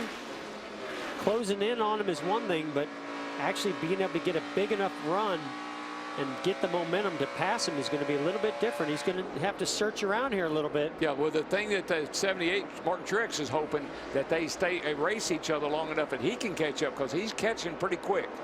Fifth place battle on the right. The best thing for these two leaders is, except for Joey Logano, who just got tires, they're the fastest cars on the racetrack. So they've got a 1.6 second gap back to Truex, who is not making inroads. Dale Jr. 2.5 back. So it really is. It's a race between these two. Yeah, I think right now, I'm just serious. I think you make a statement right here. You hold him off. You show it. You can't pass me. You don't have the car. I'm faster than you are. Hopefully, you know, things will settle down and I can run this thing to the end. Yeah, I think there's a couple different strategies. One for Kevin Harvick, hold that line, stay on the bottom, make it difficult for Jimmie Johnson to get close and make him work those tires. For Jimmy, he's got to be patient. He's got to pick and choose when he's going to be aggressive. Don't use up your equipment, abuse those tires, build the air pressures up, and in a way where you can't get a run or get the car that you need to pass him on this long run. What did Kevin Harvick tell us? You don't use up your stuff. You don't use up your car. You don't take any chances till we get down near the end. And right now, he's going for the win. That's what he's driving for. Kasey Kahne's problems were terminal. He's taking that car to the garage. 38 laps to go. Jimmy's been able to get right to that point where he is right now, but he just can't get any closer at this point. He pulls back and then he gains on Harvick, and then he gets within 2 or 3 car lengths and he just can't close anymore. All right, so why pass him now? You've got 38 laps to go. You're learning where Kevin Harvick is at his best and where his weaknesses might be.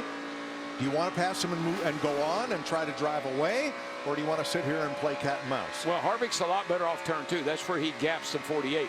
But the 48, Mike, right now, he wants to win a race. He needs to get these naysayers, these people that say something's wrong with the 48 team, something's wrong in the camp. They want to put that to rest and do it. You do it right here. Jimmie Johnson and Kevin Harvick have finished 1-2 14 times. Johnson's won 12 of them. Well, here's what I think is happening. I think Jimmy, he's got a super fast race car. He closes in on Harvick. As he gets close to him, the aerodynamics and the hole that the air is punching off of Harvick has now taken the handling away a little bit. Now it's making it a little bit more difficult. Now the car and the balance is changing on Jimmie Johnson, and so now he has to be patient. All right, let's see what happens on the longer run. I think Kevin Harvick's car is going to go away. Let me get some clean air. Let me get the balance right and come back at him. You remember that caution. thing? Oh, trouble. Remember that thing I told you was pretty important? Those mirrors? I think Kevin Harvick's watching those mirrors. He's pretty using close. them well. Caution at lap 299 with 35 to go. Debris in turns 3 and 4. What do you do? Yeah, well, no, but you know what Kevin Harvick's thinking? Whatever I do, I don't want to speed on pit road. If he comes to pit road, they're strapping up. They're getting ready. Larry, I wonder, would some of these teams gamble on 2 tires for track position here? Oh, I think we're going to see strategy all over the place, but that guy right there, that's what they needed, because they only have 9 laps on Joey Logano's 22 car. He's going to stay out. Everyone else has 25 or more laps. We still have essentially 16 drivers on the lead lap. I think we're going to see Logano stay out. I think we'll see some right side, and then I think we'll see guys way back go with 4 tires. I think it's going to be a mixed bag. And so when the 22 stayed out, everybody said, what's he doing? This can't pay off. Well, and you know, they have so many trends. These crew chiefs and engineers, they're looking at when cautions fall in certain races. They were gambling that this exact thing would happen. Brilliant. And that's right. It's not just trying to catch a caution before you have to pit. It's trying to catch a caution soon after you do. And what they did well, what they calculated was he could come down pit road under green and not lose a lap because he was able to stay on the lead lap.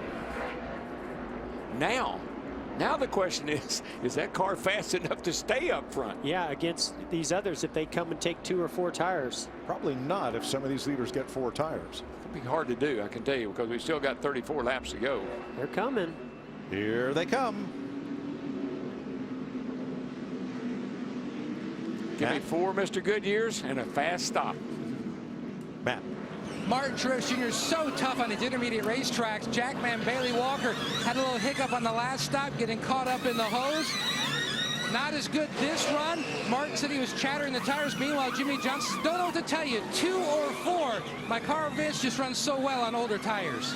Right sides for the 88 of Dale Earnhardt Jr. as well, and also the 4 of Kevin Harvick, who said he needs a little more grip, but he can't be any tighter.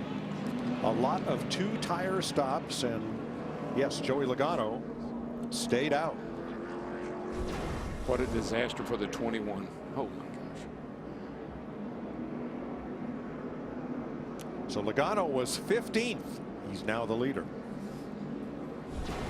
And you mentioned Ryan Blaney. I don't know if the car, I don't know what happened. I think the car fell off the jack on the right side.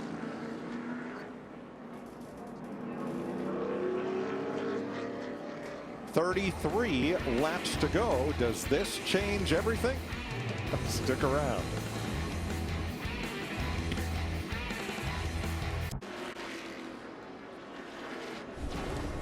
The best in NASCAR breakdowns, the biggest names, the hottest drivers. It's NASCAR Race Up weeknights.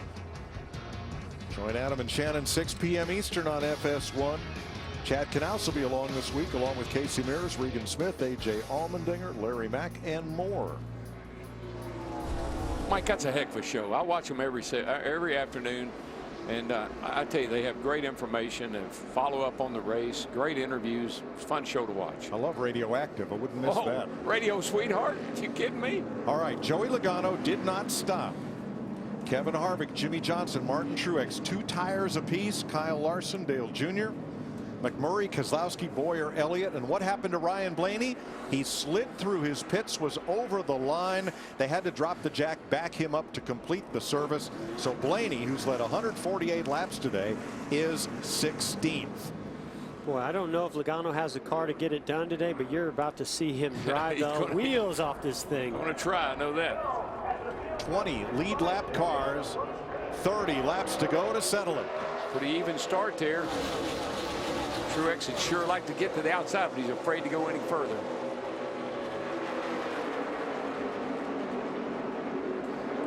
Wow, we've got 2 Jimmy lanes Johnson now. coming to the inside of the 4. Here we go. I think the 4 is going to get locked to the outside here. Might lose a few positions. I don't know. That outside's been working in 3 and 4 a little bit better than what we were earlier in the day. He's able to hang there and get bound. Yeah, he made it work really well. Look out, Truex. Larson under Truex. I thought they were going to hit each other, but they stayed off, and they're going to make it. A little bit of contact between Jamie McMurray and Dale Earnhardt Jr. on the front straightaway. This race has turned into a short track race. They're banging on each other everywhere. And we've got a good 2-groove racetrack now down in turns 1 and 2. 1 and 2 is really not that bad, and 3 and 4 is great. I watched Dale Jr. pass a lot of cars high. Heck, he might pass Martin Truex Jr. on the outside. He's really picked up a lot of speed in that outside lane. He has found something on the outside. Wow. Power move. Do it, Junebug. Sends Junior up to 6th. Whoa. Man. And Logano is staying out front despite not stopping. And right there, Brad Keselowski also worked the outside groove and made it work. Didn't quite complete the pass, but he got the momentum off of turn 2. It's great to see multiple groups here on the repave. That's amazing. Yeah, it's really come in. I think the latter half of this race, the outside group has really started to be not a bad situation. It's raceable now. Blaney just passed Kyle Busch. That's for 13th. Yeah, Blaney's pedaling hard. He's got a fast car, but he just dug too deep a hole. And he banged up the right side of it, giving a slap to Corey LaJoie after they got together. That probably wasn't the smartest thing he could have done either, so it didn't need that. Boy, I'd really like to see Jimmie Johnson. I know he's on the bottom. He's got a little bit fresher tires. Like to see him search around this racetrack. I think he's faster than Logano if he can get some clean air to the nose with that low Chevrolet. I think if you look at the, you know, we were looking at the 4 and the 48 before that caution came out, but right now that 22 is holding his own, maybe even gapping them a little bit. Joey Logano holding them off as we crank it up in Texas.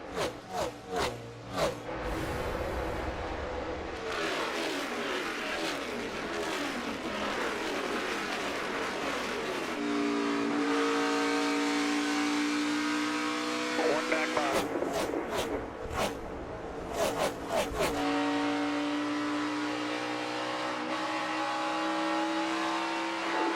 1.5 small run, backing out behind.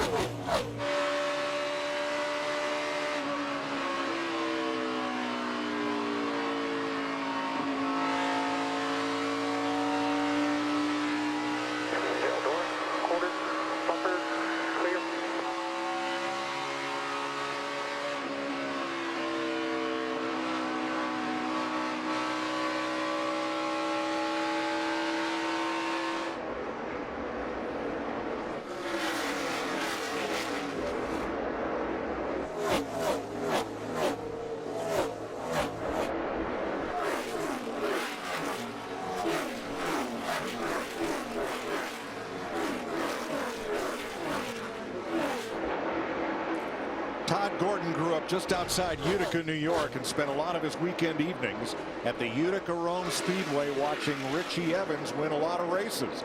He's a former driver. He is now Joey Logano's crew chief, and his contrary strategy has put Logano out front.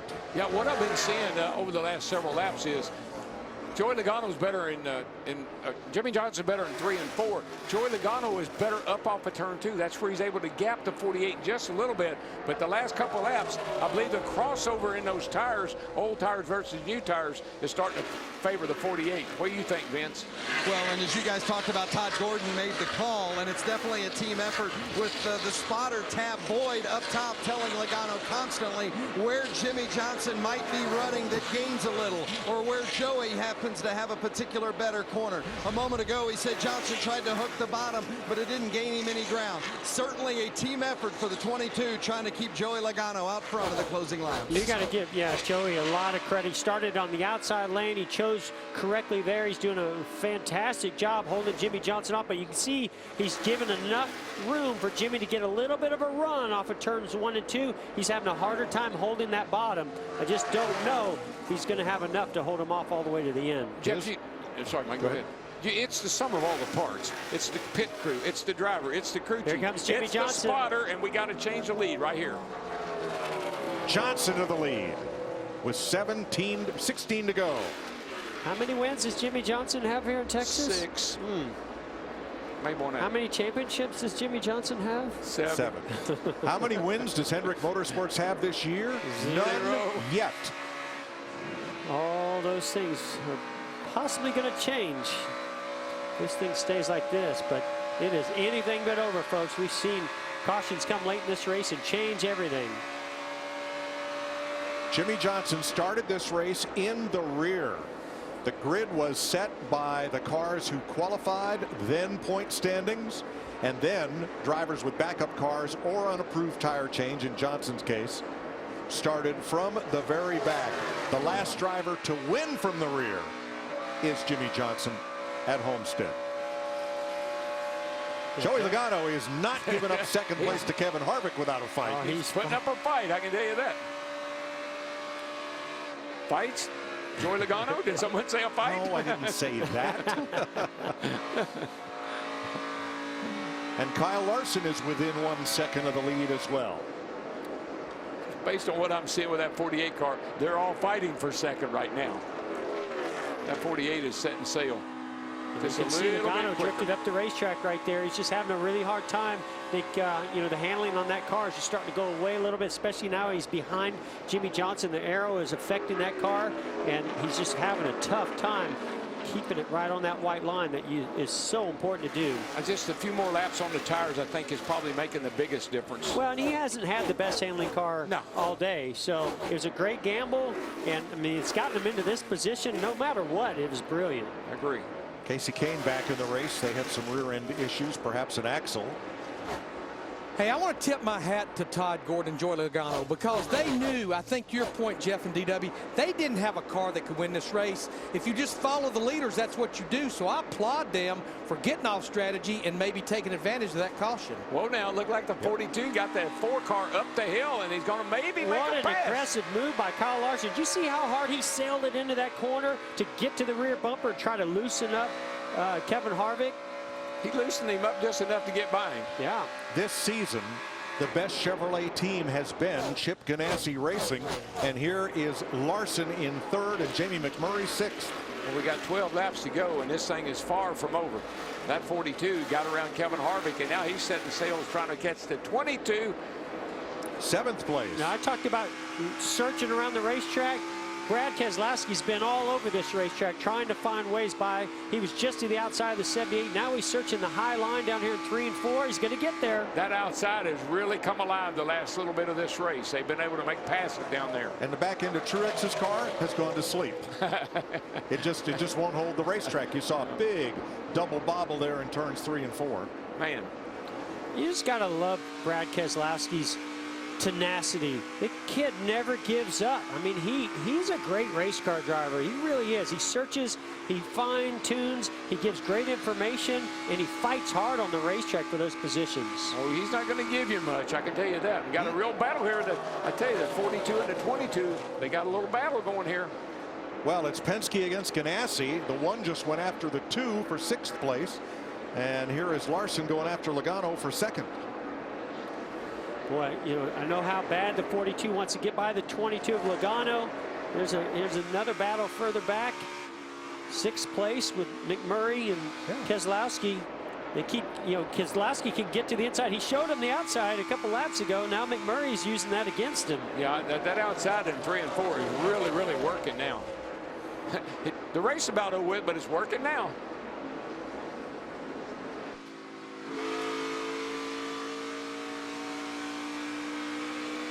I think he's going to clear him right here, jump up in front of McMurray, complete that pass. 6th place for Brad. Jimmy Johnson leading by half a second. So 42 is fast right now, so let's stay on it. Put some good wins together. That 42 is pretty fast. These 3 cars back. Hey, Jeff, that 42 is pretty fast. He's been fast all day. You know, he's worked he worked hard today to get back up there at the end of the day. Yeah, the best thing for Jimmy Johnson right now is the 22 of Logano in between them, and the laps are winding down. Yep, 7 to go. 6 this time. Ooh, a little bump right there. You could see Larson was on the apron, kind of clipped that white line, hit that bump, and it upset his car. I think sometimes, Jeff, and it's really maturity and experience and what you learn. You get to a point you say, okay, I'm over driving my car. I don't want to mess up. I'm going to settle for what I got. Well, coming to 5 laps to go, Rick Hendrick has 2 cars in the top 5. Jimmy Johnson leading. Dale Earnhardt Jr. in 5th.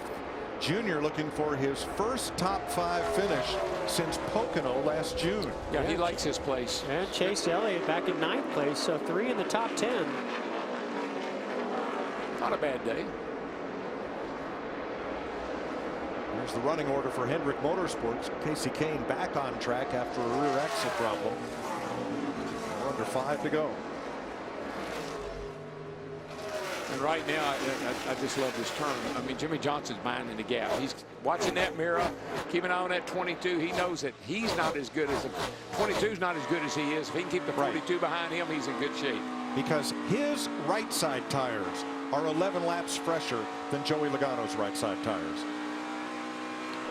All due to race strategy, but that's what makes Joey Logano a 2nd place car instead of, as Larry pointed out, maybe a 12th to 15th place car was that strategy. Yeah, absolutely. I am a little surprised Jimmy Johnson has not been able to build a bigger gap. I really expected when he got in front of Logano, he'd just pull away, but he really hasn't. What that's doing, that's giving this opportunity not only to Logano, but on board here with Kyle Larson. If he can get by the 22, he might be able to get up there and make something out of this before this thing's over. But again, just running out of laps, 3 to go. When you've got 80 wins and you won 6 at this racetrack, I think he's just kind of keeping everybody at bay. I think he's got a little left in the tank if he needed it. He's doing all that he needs to. That's it. Logano is his best friend right now because Joey Logano is holding Kyle Larson at 3rd. Larson got a good run off turn 4. He's going to do the same thing he did to Harvick right here. He gets right on his bumper trying to get him loose. Yeah, it's going to work. Here he comes. Got the nose under him. I think he's got the pass made off turn 2 right there.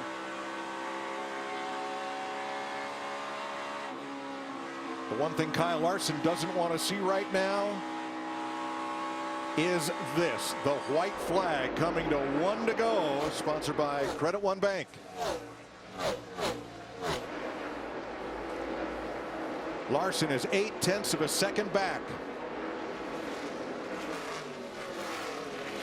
Closing.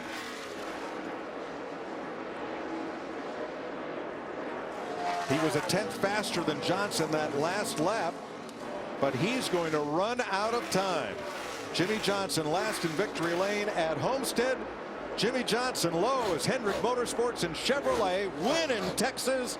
They beat Kyle Larson by 0.4 of a second. That Larson was on a tear, man. Couple more laps, it could have been different. If he could have gotten around, Joey Logano, he could have gotten there. But Joey Logano was his savior for the 48.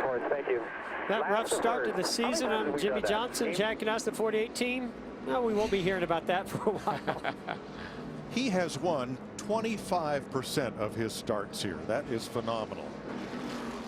And it's the 4th different track where Jimmy Johnson reaches 7 victories. Here's your 5-hour energy extra strength big move of the race. Jimmy Johnson with fresher right side tires going past Joey Logano for the final lead change. We talked about turn 2 being the turn to master to make passes, and Jimmy Johnson makes it happen in turn 4. That's not the first time he did that today. I think that outside lane really came in strong at the end of the race there. Jimmy Johnson taking home the checkered flag is today's Sunoco fueling victory. Pretty good at that too. Look at that thing go around. You still want him to shave that beard off there? Maybe not. Trim it, maybe.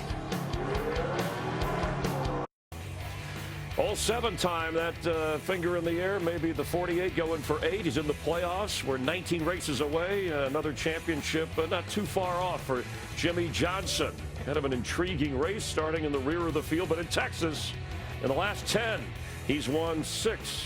Meanwhile, in second place, once again, Kyle Larson, 5th time he's finished in the top 2 in the last 6. And it's his best finish here at Texas Motor Speedway. 2nd again for you. You're some kind of record this year, Kyle. But what'd you think of the race? It seemed quite a bit different than we all expected. Yeah, I had a better car than most, so I think that made the race a lot of fun for me. I could really stay low off too and pass people, through traffic there, which was good. And wish I could have got by Joey a couple laps sooner. I think I might have had a shot at Jimmy. I was really, really good through 3 and 4 there at the end, and actually learned some things there to pass people off of 2. So heck of an effort though by our Credit One Bank Chevy team. I made a mistake at the end of that first stage and clipped too many boxes and I had to go to the back. So I think maybe you never know, but maybe if I didn't do that, we could have controlled the race. Got to lead maybe and controlled the race because my car is working really good beginning part of the race. So disappointed myself for that. Just had a little brain fart, I guess, and clipped too many boxes. But all in all, good day. Another second place for us. Extended our point lead a little bit, so solid effort. Well done. Let's go to victory lane with Vince Welch. Jimmie Johnson has just pulled into victory lane, and so much has been written and said about him having just 1 top 10 coming in to the race today. Brought out some critics and doubters, but Texas is his tonic. Jimmie Johnson lassos his 7th win at Texas Motor Speedway. They say everything's bigger in Texas. Jimmy, how big was this one? I guess I remembered how to drive, and I guess this team remembered how to do it. Just real proud of this team. What a tough track and tough conditions. Really in our wheelhouse, and we're just able to execute all day. Have to thank everybody at Lowe's, Chevy, Valvoline, Gatorade, the fans, our title sponsor. It's hot in there. I got cooked in the car today. We didn't have any fluids, so not feeling the best, but we got into victory lane. So proud of the fight in this race team. I can't wait to celebrate this off weekend with my family and friends and really enjoy this. Last to first, you went through the adversity of spinning and qualifying, had to start at the back of the field today. At what point did you feel like, hey, I think we've got something, we're going to possibly win this one today? Probably the 2nd or 3rd run, I knew we were in good shape. From there, off we went. It was so tough those first 20, 30 laps in traffic. The air was very turbulent, the track wasn't very clean, and just the way it finished now, I think we could start a race and really put on a good show. So it'll just take a little time for this track to age. Nothing out of the ordinary, but just an awesome day for this Lowe's team. A big thank you to all the employees at Lowe's. If you're not busy this afternoon, head over to Lowe's, Springs here, pick up some stuff for your house, and I'm going to celebrate. You put on a heck of a show today. Congratulations. Chris? Talking about motivation, you heard his opening remark. Of course, he remembered how to drive, and always plugging his sponsor. He knows his role well. 16th straight season with a win. Longest current streak in the sport for Jimmie Johnson, the king of the 1.5 mile track, and we'll have more live from Texas in just a moment. With Michael Waltrip, Chris Myers, the Monster Energy Series. After 7 races, finally, Jimmie Johnson gets into the victory column. Still Kyle Busch, Kevin Harvick among those who have not, but Kyle Larson remains your points leader. A strong finish at 2nd today. And there comes Jimmie Johnson up to 11th in the points with that big win. He's ahead of Trevor Bayne. Good run for the Roush Fenway cars today. They were solid. Kurt Busch with the win as well. Dale Earnhardt Jr., you see, up to 20th in points, 5th today. So 7 races in, the Chevrolets of Rick Hendrick Motorsports behind Jimmie get a win. The Joe Gibbs Toyotas still winless so far. Yeah, that's got to be a concern. The struggle is real for that team. Truex had a solid run today, so the Toyota cars are fine. It's just engineering, getting the right people in the right places, and figuring this puzzle out. We're going to Bristol, though, and the Gibbs cars always run good there. Kyle Busch has swept up there before. Look for them to return to glory in Bristol. Yeah, that'll be in 2 weeks, and back to the short track, and more interviews coming up on Victory Lane over on FS1 because we're shorthanded here. Have to hustle along on Fox, but you can tune in on FS1 for more. And Jimmie Johnson will be joining us in here as well. The Simpsons, and then later Family Guy with The Last Man on Earth wrapping up, and 6:30 Eastern I should say, 3:30 Pacific. That's going to be shortly. Michael and I will be joined by Jimmy Johnson. For our entire crew, I'm Chris Myers. If we don't see you, have a happy Easter. And in the meantime, we'll be keeping it Brockmire. Have a good one.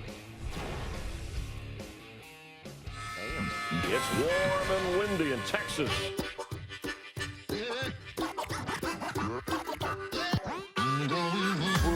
That was an intense start. Big crash out of turn number 2. They have got these things figured out. Jimmy Johnson in Chevrolet, win in Texas.